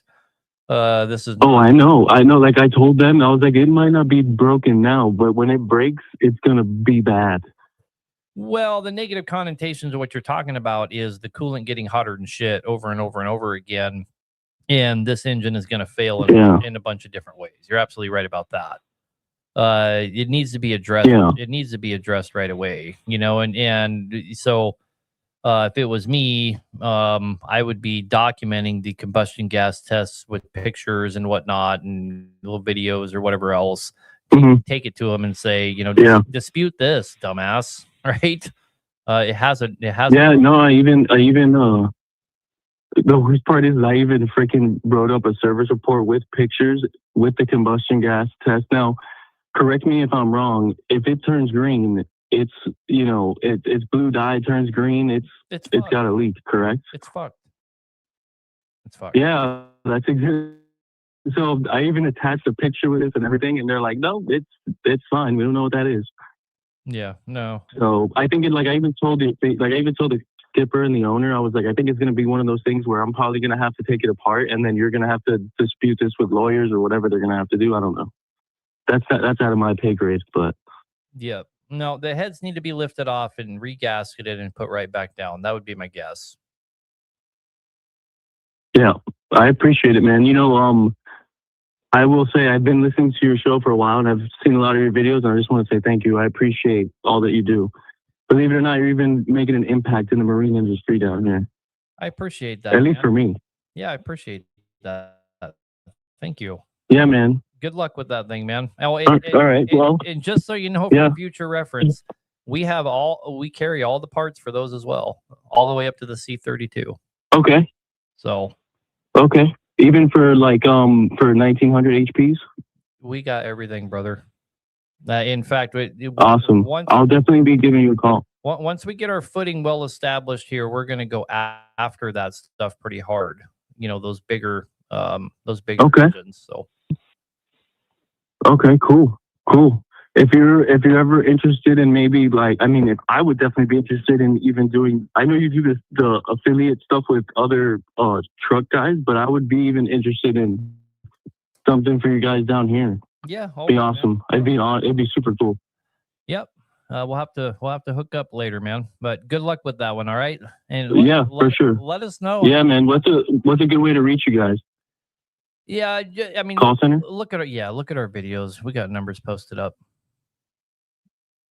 Okay. All right, brother. Sounds good, Aaron. Yep. Appreciate it. Yep. Bye. Have a good one. Hell, that's a fuck. Yeah, that's some fuckery there, boys. You would also like to look into becoming a dealer for our rebuild kits. You got to call. I mean, you check my videos. You're gonna see we post our number all the time. Call the call center. We have people dedicated just to talk to dealers. So you'll definitely get taken care of. Glenn, I seriously doubt his heads are fucked up. If you were listening to what he was saying, I don't know how long you've been here. But these were just overhauled. Hardly have any hours on them. It's been doing this since they got it, and they just got another one back from them, just started it up, and it's doing it almost immediately. So, I mean, yeah, that's the end result. They might have fucked the heads up, but hopefully not. They're going to if they just keep operating it like that. You're absolutely right about that. But man, I hope for their sake they're not. Anytime you're doing that shit on them boats, good God. We do a lot of marine engines as well, but half the war is just people getting them to us. Doing our part's the easy part, then they got to go put them back in. But anyhow, back to the callers. No name says, yeehaw, let's figure something out. What can we do for you?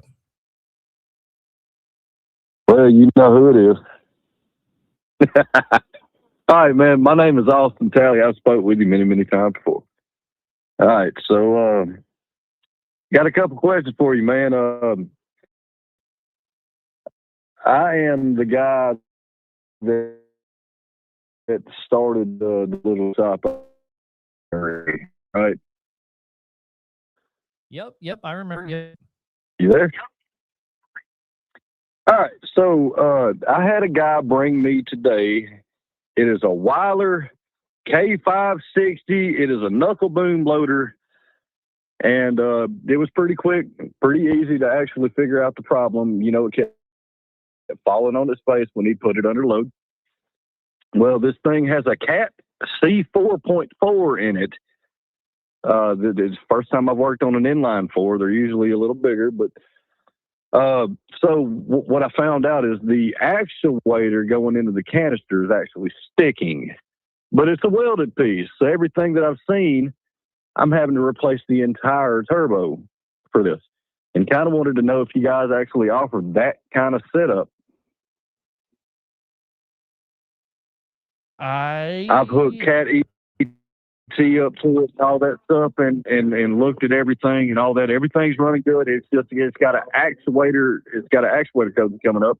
So I get out and I look at the engine, and I can visibly see the actuator actually sticking, but it's a welded piece going into the canister, and I have to. That's not a part you can replace. You have to replace the whole turbo. I do know that for a fact. Whether we would have that turbo or not is highly unlikely. It's not impossible, though. There's probably a 50-50 chance we'd have that turbo, to be honest with you, actually. My son, that's what I was kind of wondering, because this guy. Yeah. Sorry, excuse me. Well, so this guy's wanting his machinery back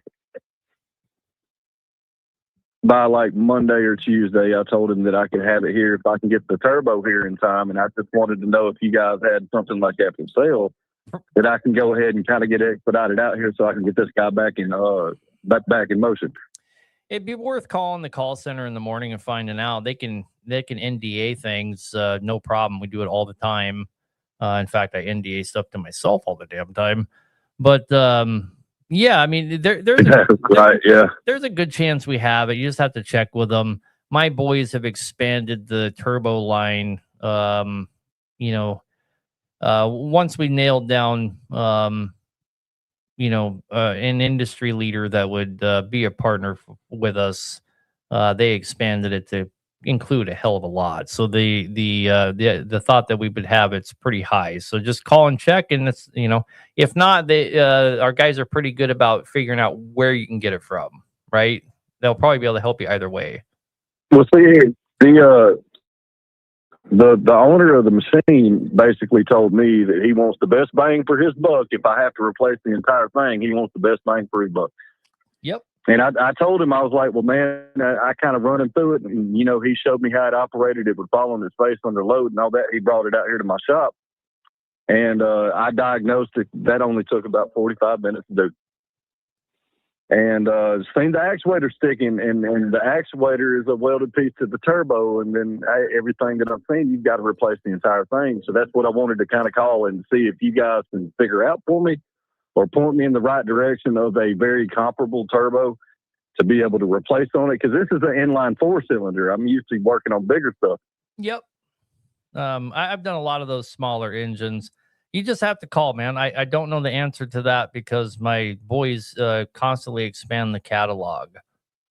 Once I come up with something and it gets approved by everybody, it's their job to make sure that we can serve as many people as possible. So anyway, brother, just give us a call. Right. Hey, look, I'm stuck out here in Alabama, man. It's getting to the point where I'm about to have to hire you instead of you hiring me. Yeah, sure. Well, give us a call. Business is doing good, man. And let me know. I'll be interested next week if you call in to find out if we were able to service you or not. Yeah. I'm gonna give everybody a call in the morning. I have one other question though, if I could take you time for that. Yeah, go ahead. All right, so I had a DK5 that came in, and I didn't know anything about this little clause on like serviceability, like if you get into something and how to ruin a core charge with Caterpillar. Have you ever dealt with that before, and like kind of how you need to mitigate that? I had a high stat pump on the DK5. Well, all right, so a little explanation about it. I get both of the drive motors pulled out, and I'm pulling them off, and I'm looking at the brass plate because I checked the filters, and there was a lot of brass in the filters. So I was like, okay, well, I think I know what that is. Where the squash plate, and then you got your brass plate and all that stuff with your little pistons and all that. I pulled those apart with both of them, but I wanted to check the pumps, and apparently for a core with Caterpillar, going into that kind of stuff and pulling that kind of stuff will absolutely void a warranty, and they're like $8,000 a piece for a remand, which kind of just kind of set me off. I was like, yeah, I probably don't need to mess with these at all.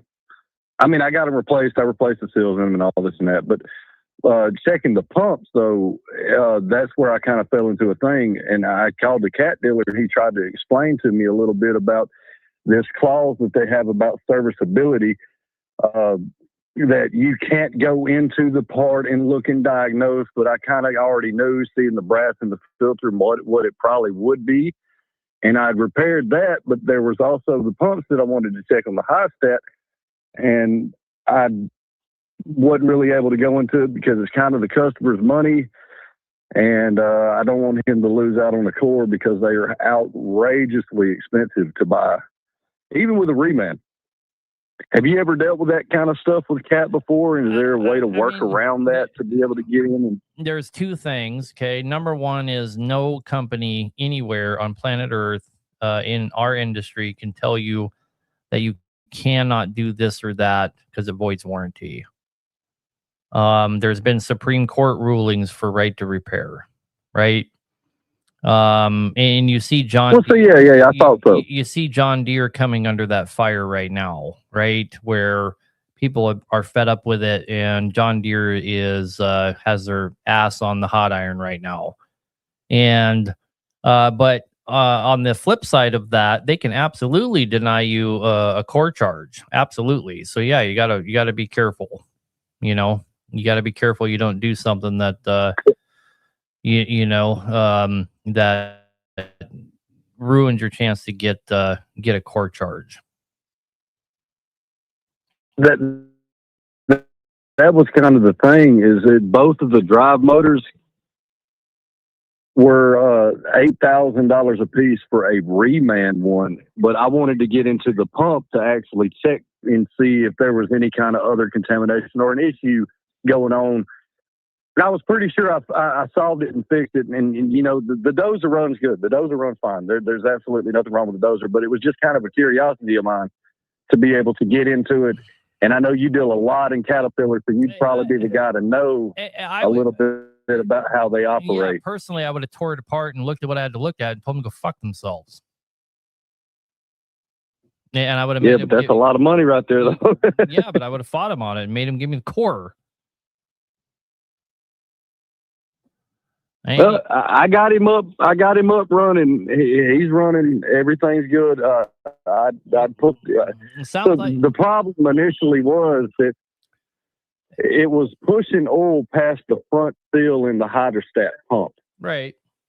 Which told me that, maybe because it was filling the case. It was filling the case. You could pop the drain cover off and it'd be full of hydraulic oil. Yep. Well, it sounds like so. I got under there and I diagnosed it. I checked it out. Sounds like you made the right call anyway. But we're running out of time here. I got quite a few people. I better jump to the next guy, man. I appreciate the call, though. Well, yeah, man. Yeah, just kind of wanted to check in with you, man. And congratulations on the business doing awesome, man. I'm doing great too. Likewise, I love brother. it. I love it. I love it. Likewise. Have a good night. So I'm gonna call y'all tomorrow and see about that turbo. Sounds good, man. Have a good night. All right, man. Bye. Thank you.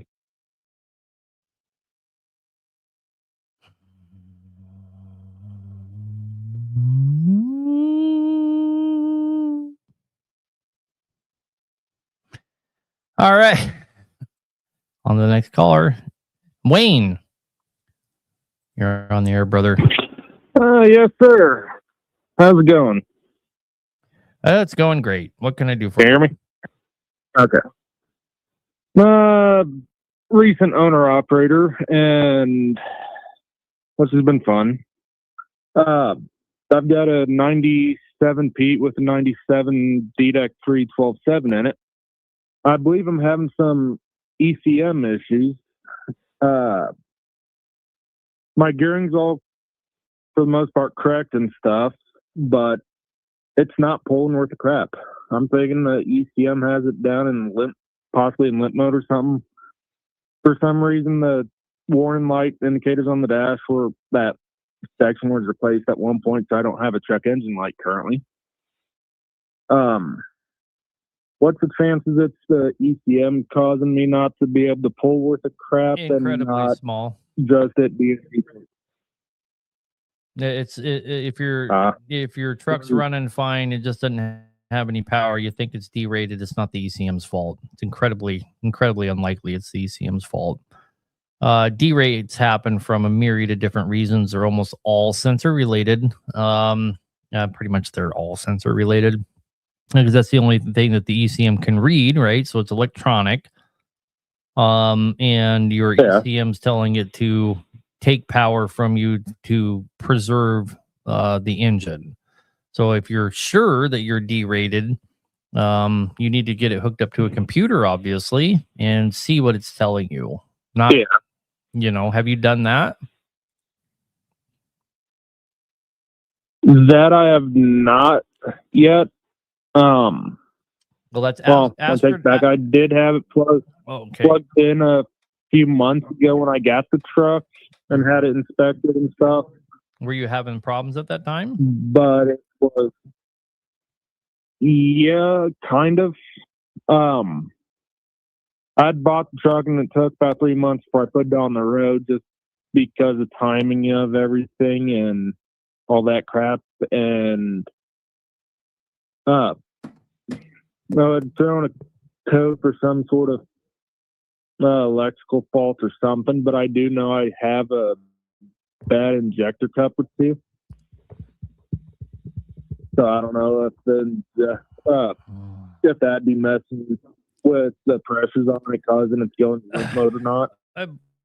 Brother, Glenn Long says in the comment section, so much diagnostic needs to happen to this Detroit, and he's correct. What you don't, here's the advice that you need to hear.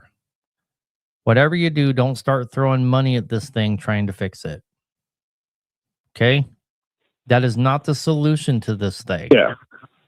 The solution isn't, I need to throw an ECM on it. Now I need to do the injectors. Oh, no, I need to do the injector cups. Oh, no, now I need to do all my sensors. Now I need to do...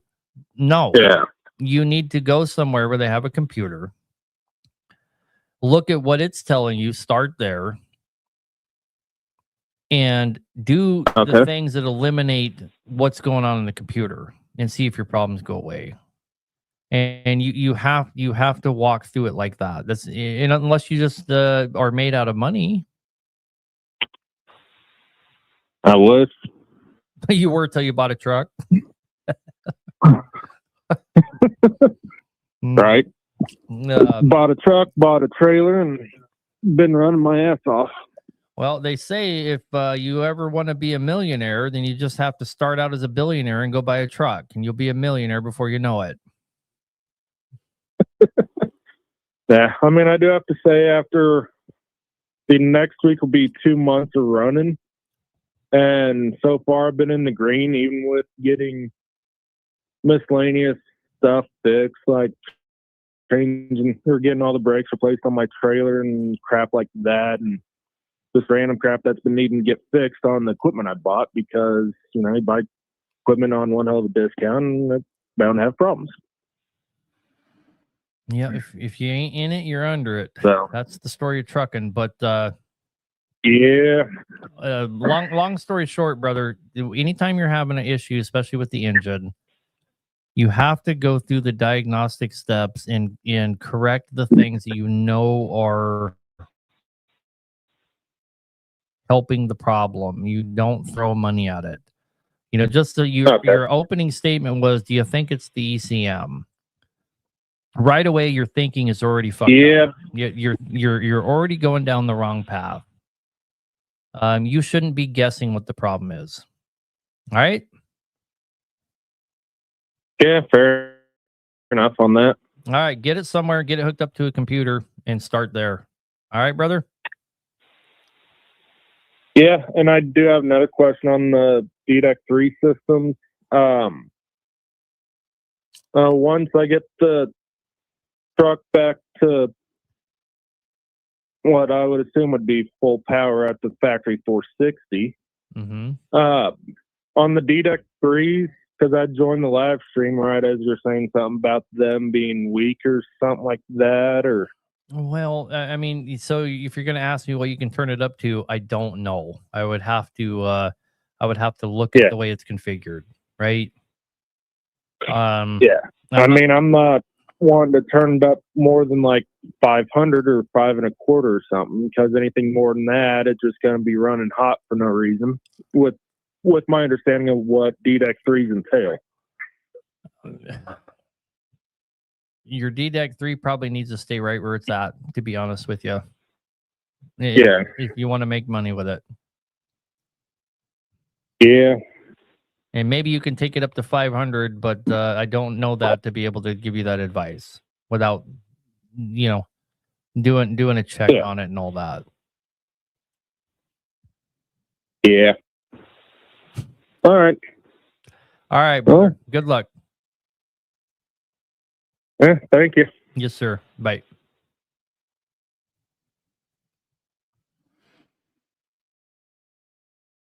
You know, all you guys with those 12.7s out there, you're never going to get around the fact that it's a 12.7 rather than like a 15.3.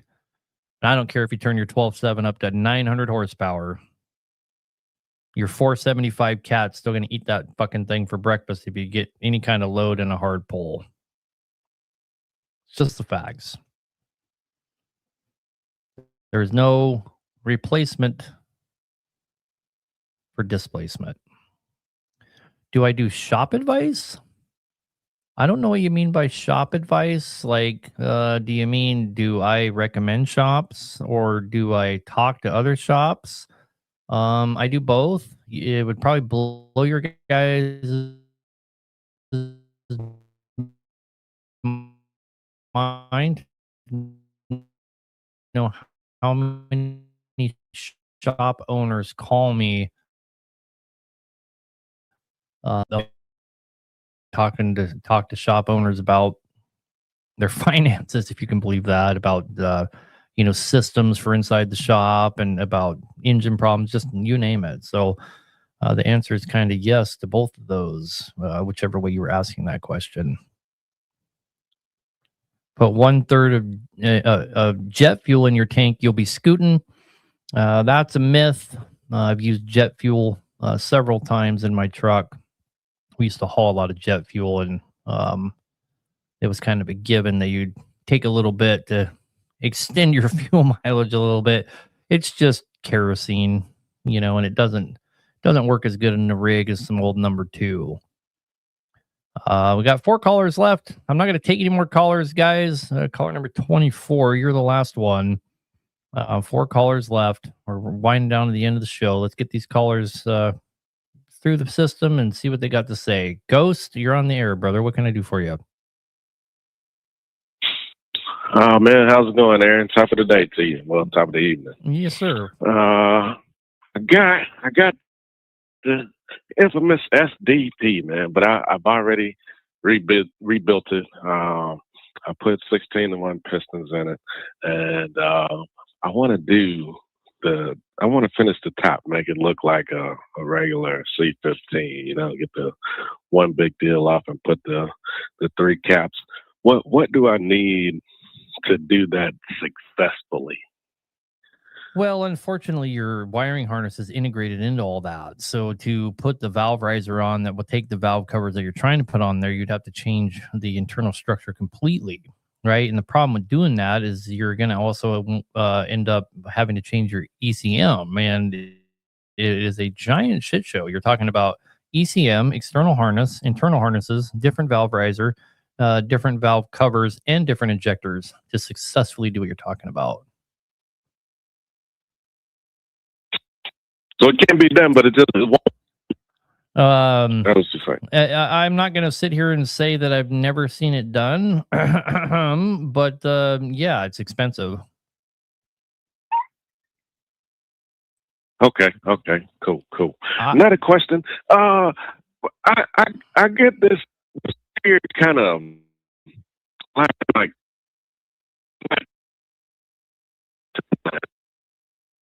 when you rebuild SDPs, do they kind of still have that kind of weird noise to them, like almost like a little sputter or whatever. I've even changed all the injectors thinking that was it, but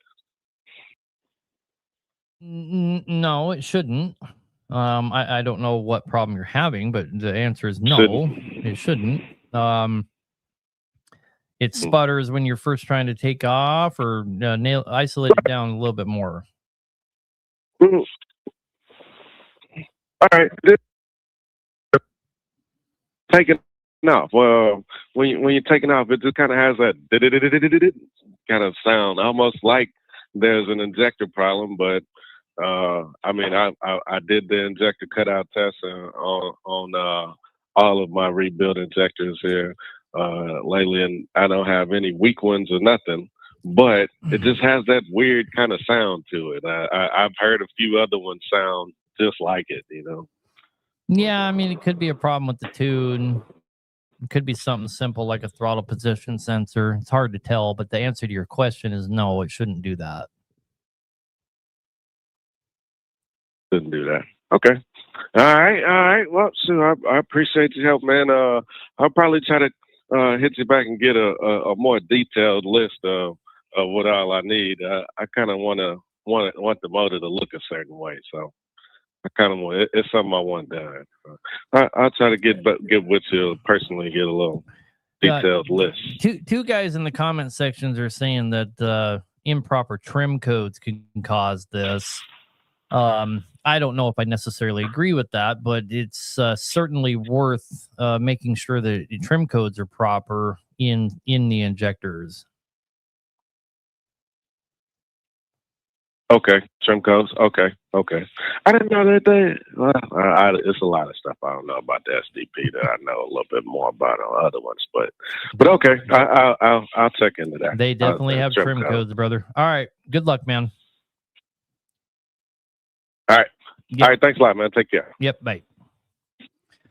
Somebody asked, can you lose the locking differential when you pull the drive shaft out and put it back in? Sure. If you fucked up the fork or something, I mean, you can't lose it just from pulling that out and putting it back in. If you've lost your power divider, you guys messed something up when you put it back in, for sure. Derek, you're on there, brother. What can we do for you? Hi, I recently just rebuilt a BXS 16-1, and on initial startup, I'm getting a lot of spittering, like spitting and sputtering, and like it's not running smoothly at all. The RPMs are just like all over the place. And originally I thought it could be like something with the trim codes and in the old ECM, because these injectors, they were flow matched, and there was no numbers or anything on them besides the cat number, but they turned out to be AFA injectors. And so I've been hearing some bad things about them. But do flow matched injectors even have trim codes to begin with? They shouldn't, no. Okay. Where did you get those AFA injectors from? I actually got them from you guys, and they seem to be taking care of it at the moment at Bennett. Yeah, I mean, if you're having problems with those injectors, even though AFA is completely backed out of standing behind their injectors at all, we're still taking care of all of our customers. We have about 140,000 in injectors just sitting in a pile that they won't do anything with, but we still take care of you. Have the boys taken care of you, or? Yeah, I just got to the bottom of it today because AFA wasn't returning their calls on a trim file or something. Yeah, because and they're like, these things are going to cause you an issue to begin with, because I was like one of the first few that bought one of your 640 kits. So, and I finally just got the truck back up and going. And they're like, oh, these are AFA injectors in this. You're going to have problems. I personally used about 40 sets of those injectors, and the first thing I figured out right away is they're lying about them being flow matched. They're not. So they kind of lied up front out the gate to us, and then we had about a 40% failure rate, and there was so many of them, they just stopped answering the phone. Mm-hmm. But we because we fired the thing up and it was all over the place. Yeah, I don't doubt it. First thing we need to do is get rid of those shit ass injectors and do something different. Yep, I'm waiting on the new ones to show up and get these ones back out to you guys. Yep. It has cost us an insane amount of money to take care of everybody, but we're not going to let AFA's shitty integrity ruin our integrity. So we've just been eating all of them. Yeah, I appreciate it because I know you guys made it right on that same motor. I had the problems with the main bearings, and you guys took care of it right away. Well, good, I was like, boy, this was so easy to deal with. Yeah, we want to be the one spot where owner operators can go and not get fucking hassled if they have a problem. We are trying to be different than everybody else. I know. You know, we're so I have noticed that. We're so serious about it that our vendors, let's say Interstate McBee or PAI, our agreements for that, we don't call them if we have warranty issues. We deal with everything in house. We don't want to deal with any of these guys because the process, like let's say you had an issue with a water pump with PAI or Interstate McBee or something, and the process to send it back to them is you have to buy another one, and then 6 months later they're going to get back to us, right? And then maybe they'll warranty it. So what we do instead is we've been doing this a long time. Within a few minutes, I can figure out if you have a parts problem. If you have a parts problem, we pay out of our own pocket, you know, take care of the end user, and then we'll sit around for 6 months and deal with the vendor. Because I thought it was I thought they would have like trim codes on them or something. I was like, maybe it's reading the old trim codes in the ECM, and I'm like, looking at these injectors, I'm like, there's no numbers on them anywhere. I'm like, there's no trim file for these things. Yep. And I'm like, they passed the solenoid test, and I'm like, they can't be firing right or something. Yep. I'm quite certain when you get your new injectors, which we have less than a 1% failure rate on the injectors we've had for the last, 3 or 4 months we've been using, your problems are gonna magically go away. So. Okay, I'm glad to hear that because I just was putting this truck, did a full out of frame, all new frame rails and everything, and I'm like, go to turn the key, and I'm like, you gotta be kidding me. Yep. Oh, so no, it wasn't. It's the most aggravating thing ever, man. It just holy shit. Every engine I built here had at least one injector bad. While we were using theirs for just a little bit, and I called my boys and I was like, nope. We have got to get away from these quickly. But exactly, that's what they said. They're like, oh, these are AFA. We had nothing but problems with them. That's probably most likely your issue. Yeah, but and I was like, there's 4 or 5 guys pushing their products pretty hard. They can go deal with all that nonsense. We're done with it. All right. Yep. All right. Did you guys have any problems with the gasket kits? No. So you need to understand that, I built about 30, 40 engines with their stuff. I'm not losing any sleep over that. But as a builder and part seller, there's too many problems.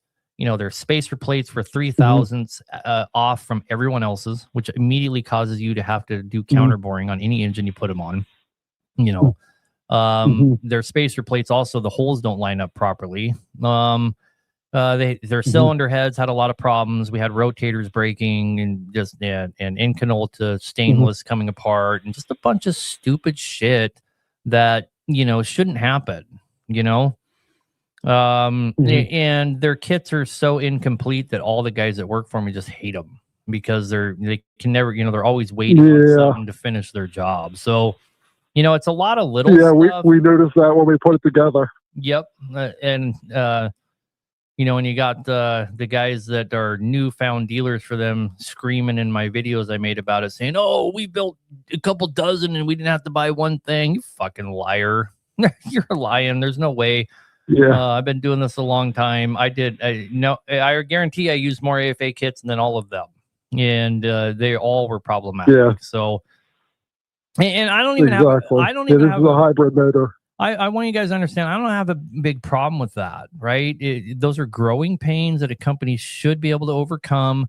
When I was using Interstate McBee years ago, I went through some of that with them. I was giving them feedback all the time, and I was partially instrumental in helping them improve their kits, and with PAI as well. Mm-hmm. I don't have a problem with starting out with a company trying to help them improve, but if that company doesn't get off their ass and do something about it, then there you go, right? Yeah, yep. It's a ASA and cat parts rebuild. It was like some of the gaskets and all that. I was like, this is getting cat stuff. Like we didn't like certain of the gaskets, and so we just put the cat ones on. Yep, no, exactly. Kept on moving. So like, which is fine, but it's well, I appreciate all the help. Yep. Oh, all right, sir. Well, good luck, man. Let us know how it turns out. Yep. Okay. Thank you. Thank you. Have a good night. Bye. All right, to all the people that keep calling. We're not taking any more calls. Sorry. We got 3 more people on hold. Let's run through them really quick. Chris Anderson, you're on the air, brother.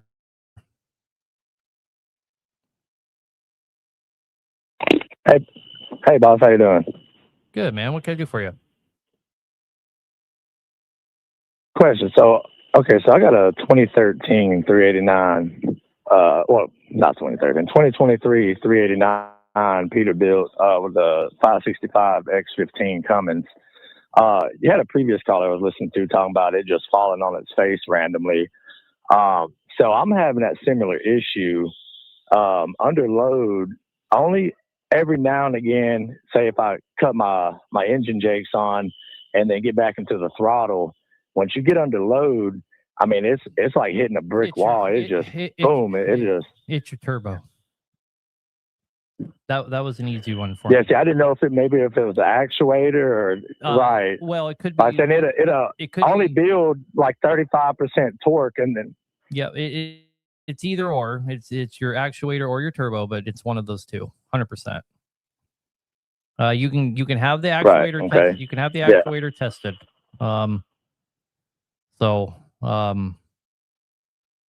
You take it somewhere and have the actuator tested. If it passes, then just get the turbo. If it doesn't pass, just get the actuator or just get the whole damn thing.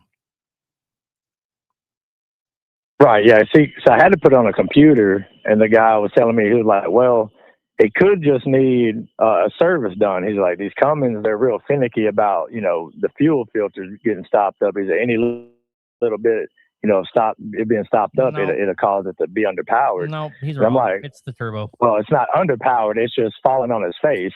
It's the turbo, brother. You were the easiest call tonight. Okay. If you have to buy a turbo, I've been fighting with it for a while. If you have to buy a turbo, hit us up. We have one of the best prices, and ours is our actuator's not rebuilt; it's brand new. We have one of the best bangs for your buck on that turbo. I guess I'm gonna have to get my money up a little bit in the next week or so, and I'll definitely be giving y'all a call for one. All right, brother. Well, good luck with that thing. Okay. Yes, sir. I appreciate you. Love you long time. No, likewise. Bye. Ooh, do you guys feel the love in that call? Come on now. Shoot. Just made my night. All right, we got one more caller.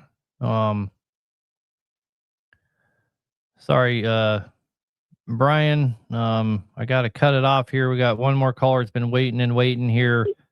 You're on the air. What can we do for you? Hey, Aaron, this is Brandon calling you here. I called you guys a couple weeks ago when you were on with Bob and Deb, and I was having this W9 that I've been having issues with for months on it, where I told you I had to crack that return line and let it leak for it to keep running. And I just really couldn't figure it out. And you told me that it is not those injector seals no matter what. Well, I figured I'd give you a shout and say you were right. We finally figured out what it was. Actually was a crack in the suction tube. Below it, I checked all the pressure, checked all the lines, but I never checked the pressure tubes. And those W9s got like that brass elbow, and then it got the line that goes down. It actually cracked right below there inside the fuel tank, and so that's where it was sucking air. So I just wanted to give you a shout and say I appreciate you and leading me in the right direction. You waited on hold a hell of a long time to tell me that, so I appreciate you, man. Thank you. No, I did. I wanted to tell you. I looked for that for months, and I was like, he said it's got to be in these lines. So I took out those, and there was a crack there. Well, man, I appreciate you waiting to tell me that because, I'm sure you can. These shows aren't always, it's not always something I'm excited to do, but the purpose is to try and help people, and knowing that, it makes it worth doing it. So I appreciate you hanging out to tell me. Yep. No, I watch the show all the time, and I appreciate what you say. All right, man. Have a good night, and I'm glad to hear the good news. All right, take it easy. Bye. No, love you long time. You think that would have been the guy that said love you long time? Jeez. I'm just kidding, buddy. Well, I appreciate that. That was a pretty cool call. Anyway, that wraps up the calls. Appreciate everybody that did call. Appreciate everybody in the comments section, like always, of course.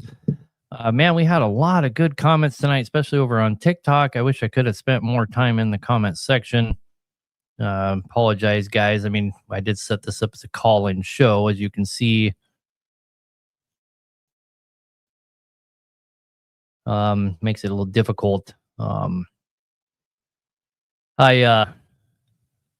Any haul road stories? Yeah, man, I got lots of haul road stories. The haul road, it is, I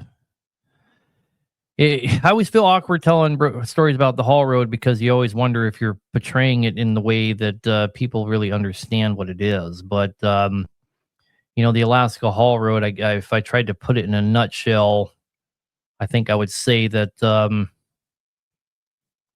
that I've never met a guy that ran the haul road that didn't reflect on it nostalgically and miss it and even pine to go back and do it. But at the same time, I will also say that I don't miss it because I don't miss wondering if I'm going to get home alive 3 times a week. I don't miss that. It was awesome. The camaraderie on that road is something that will carry with me for the rest of my life, and it helped make me who I am today. Is my appreciation for other drivers, my appreciation for people that do this job and the people in this industry. In Alaska, for example, if I was to have an issue on the Alaska Haul Road and I pulled over and lifted my hood up, every trucker that came along is going to stop. Not one guy is going to go around me. It's just not going to happen. They're going to stop and they're going to see if they can help me out and what's going on with me. And I may end up with 4 or 5 trucks stacked up behind me, and everybody's going to be out seeing what they can do to get me going again. And half those guys might hate my guts. It's a small community. They may hate me and whatever else, but by God, they're not going to leave me. And you just don't have that anywhere else in the United States. You don't have that camaraderie. You don't have where every single time 2 truck drivers meet each other, they both slow down to about 25 miles an hour to make sure that they don't throw rocks on each other in the summertime. In the wintertime, they slow down to make sure that both of them can pass each other safely. I can't tell you how many times I was on frack roads in North Dakota and a fucking cocksucker goes by me at 70 miles an hour and rocks the shit out of my entire truck and trailer. That doesn't happen in Alaska. boy, by God, if you did that to somebody in Alaska, you'd hear about it. When you got back to town, the whole community would know that you're an asshole that rocked the shit out of some other owner operator. And next thing you know, every owner operator on the road speeds up when he sees you because they're going to teach you a lesson. They don't put up with that shit. They don't put up with that shit. So that's the trucking that I cut my teeth on. Where there's this intense amount of respect for each other and camaraderie. So, yeah, you're right. The guys in this comment section are the same breed of people, and I know that they exist here in the lower 48. But it's not the permeating atmosphere. Go look at my comment section in my videos. Like this guy saying it's hard to believe someone could hate my guts. Well, there's hundreds of people out there that hate my guts for basically no reason at all. It's certainly not our customer base that hates our guts. So the Alaska Haul Road, if you can go look it up for yourself, you're pulling 16, 17% grades, 18% grades. The legal loads start at 96 and go up to 113 before you have to get any kind of permitting. They're heavy. They're heavy loads. They're dangerous loads. And you're doing it all on snow and ice. And, the road is only 500 miles. So it's a short trip. The average trip takes 12 hours. So what's that? So 500 divided by 12. So 41 miles an hour. You're averaging 41 miles an hour. A lot of trips take longer. You're loaded heavier, whatnot. You might take you, 13, 14 hours to make that trip. And then you're getting knocked down to 36 something miles an hour. And everybody is going as fast as they can all the time. Most of the time, my truck was wound out to 70. I'm trucking 70 miles an hour at all times if I could, 70. But I'm still averaging 41 miles an hour. So how is that possible? Well, that's because you're spending so much time in the low side pulling the guts out of your truck. And so you're averaging this low mile per hour overall. So what are you hauling in Alaska? That's that heavy? Pipe. You got to understand these companies, they want to make money. They're loading you with reefers. You hauling reefers up there. LTL's big business up there. They're going to load them 96 because they can. So your pipe, your reefers, everything, it's 96,000 is about as light as you're ever going to go out. The only time that you're lighter is when you're hauling spools and stuff for building pipelines. And I hate hauling spools, man. The fucking ass heavy piles of crap. I'll tell you guys something crazy. One of the lightest loads I ever had, it was only 20,000. I was hauling this big ass spool that was like a candy cane. And it was so tail heavy that I put an extra 70 miles on my truck by the time I got to Prudhoe Bay, and I got the worst fuel mileage I'd ever got. That means I was spinning so much that I put an extra 70 miles on in a 500-mile trip. That's how much I was spinning going up every hill. It's just mind-boggling to even think about. One of the worst trips I ever had. When I hit the Adigan Pass, I'm only loaded 20,000 miles. I went dead in the water, spun out. I could not get going again. I put chains on, couldn't get going. A grader came along and hooked up to me and drug me all the way to the top.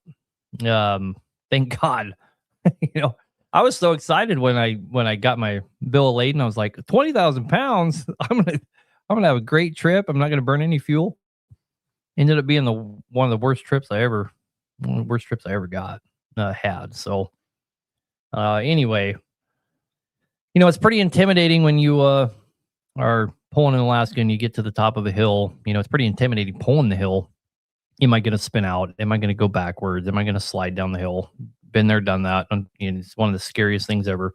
You get to the top and now you got to go down it. You're like, oh my God. And you got 3 miles of 16, 17% grade and you're loaded 113,000. It's something else. And there's a saying up there, and this probably explains it better than anything I could tell you guys. There's a saying up there that when you're running the Alaska Haul Road, you're just controlling a wreck. And that is probably, and a guy said that to me one time, and it just made, I mean, nothing truer has ever been said. When you're going down 16, 17% grade and you're loaded 100 and something thousand pounds, you are not in control. I don't give a fuck what you say. You are not in control. The only thing you are doing is controlling your wreck until you get to the bottom. And that is exactly how you have to drive. It's a controlled wreck. That's going to wear your nerves out. It's going to wear your nerves out. You know, I did it for quite a few years. And I mean, it's nerve wracking. It's trip after trip. It's every trip. And yeah, I mean, come on. Yeah. I can, when I decided I really needed to get off the haul road, it was shitty out. And I got a notification that I had a load. 3 of my drivers had loads as well.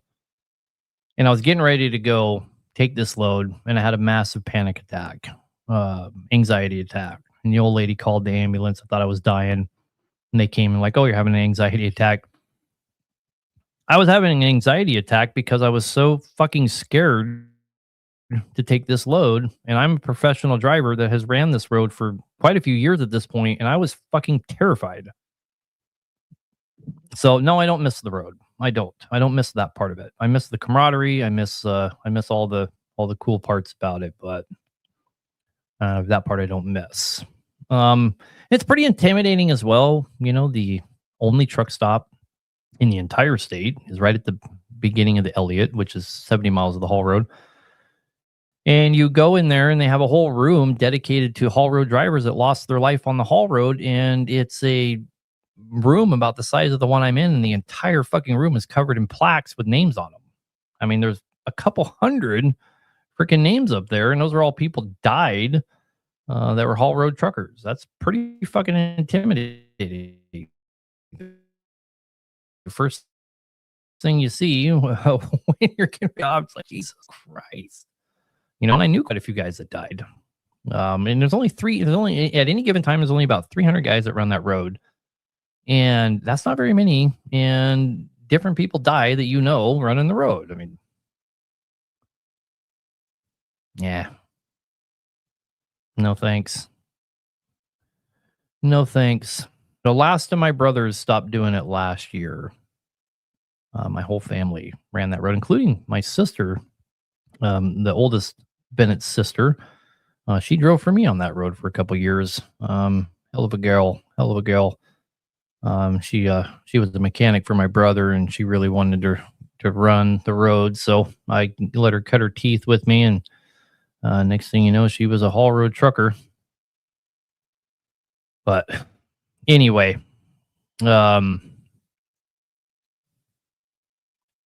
similar to fishing up there in the 80s. Yes, sir. I did commercial fishing in Alaska. That was what brought me there.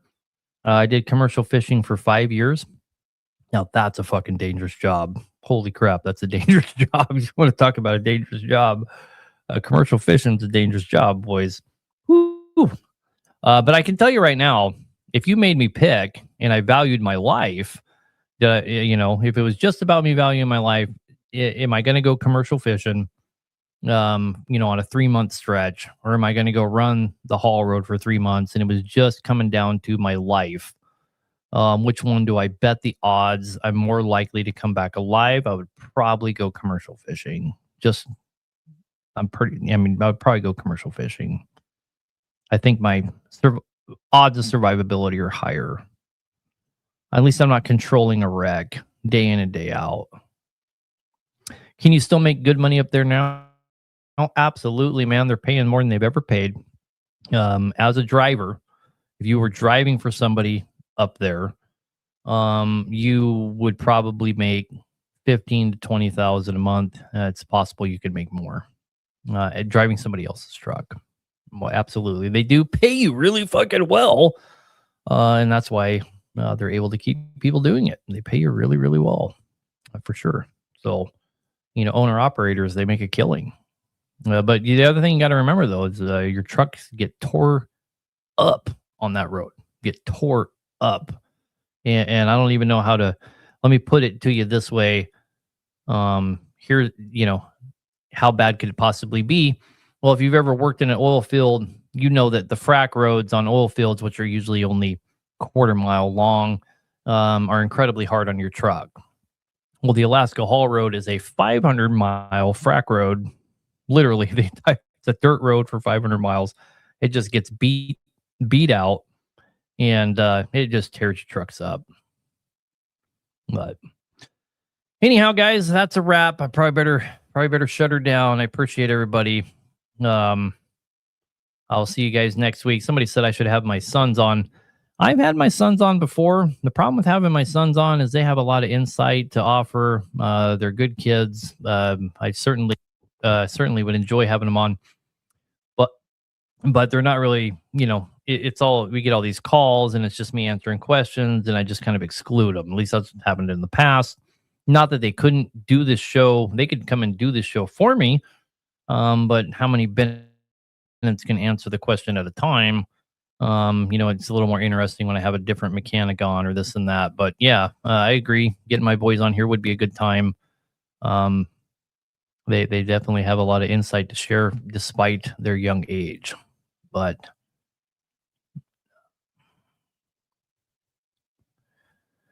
anyway, you guys have a good night. Love you long time. Appreciate you. I'll see you guys next week. We're gonna have a guest next week. I forgot about that. We're gonna have a guest next week. Guys flying down from Canada. We're gonna have a chowderhead on here. So tune in next week. Get Dadweiler on. Tune in next week and meet our guest. I'll see you guys then.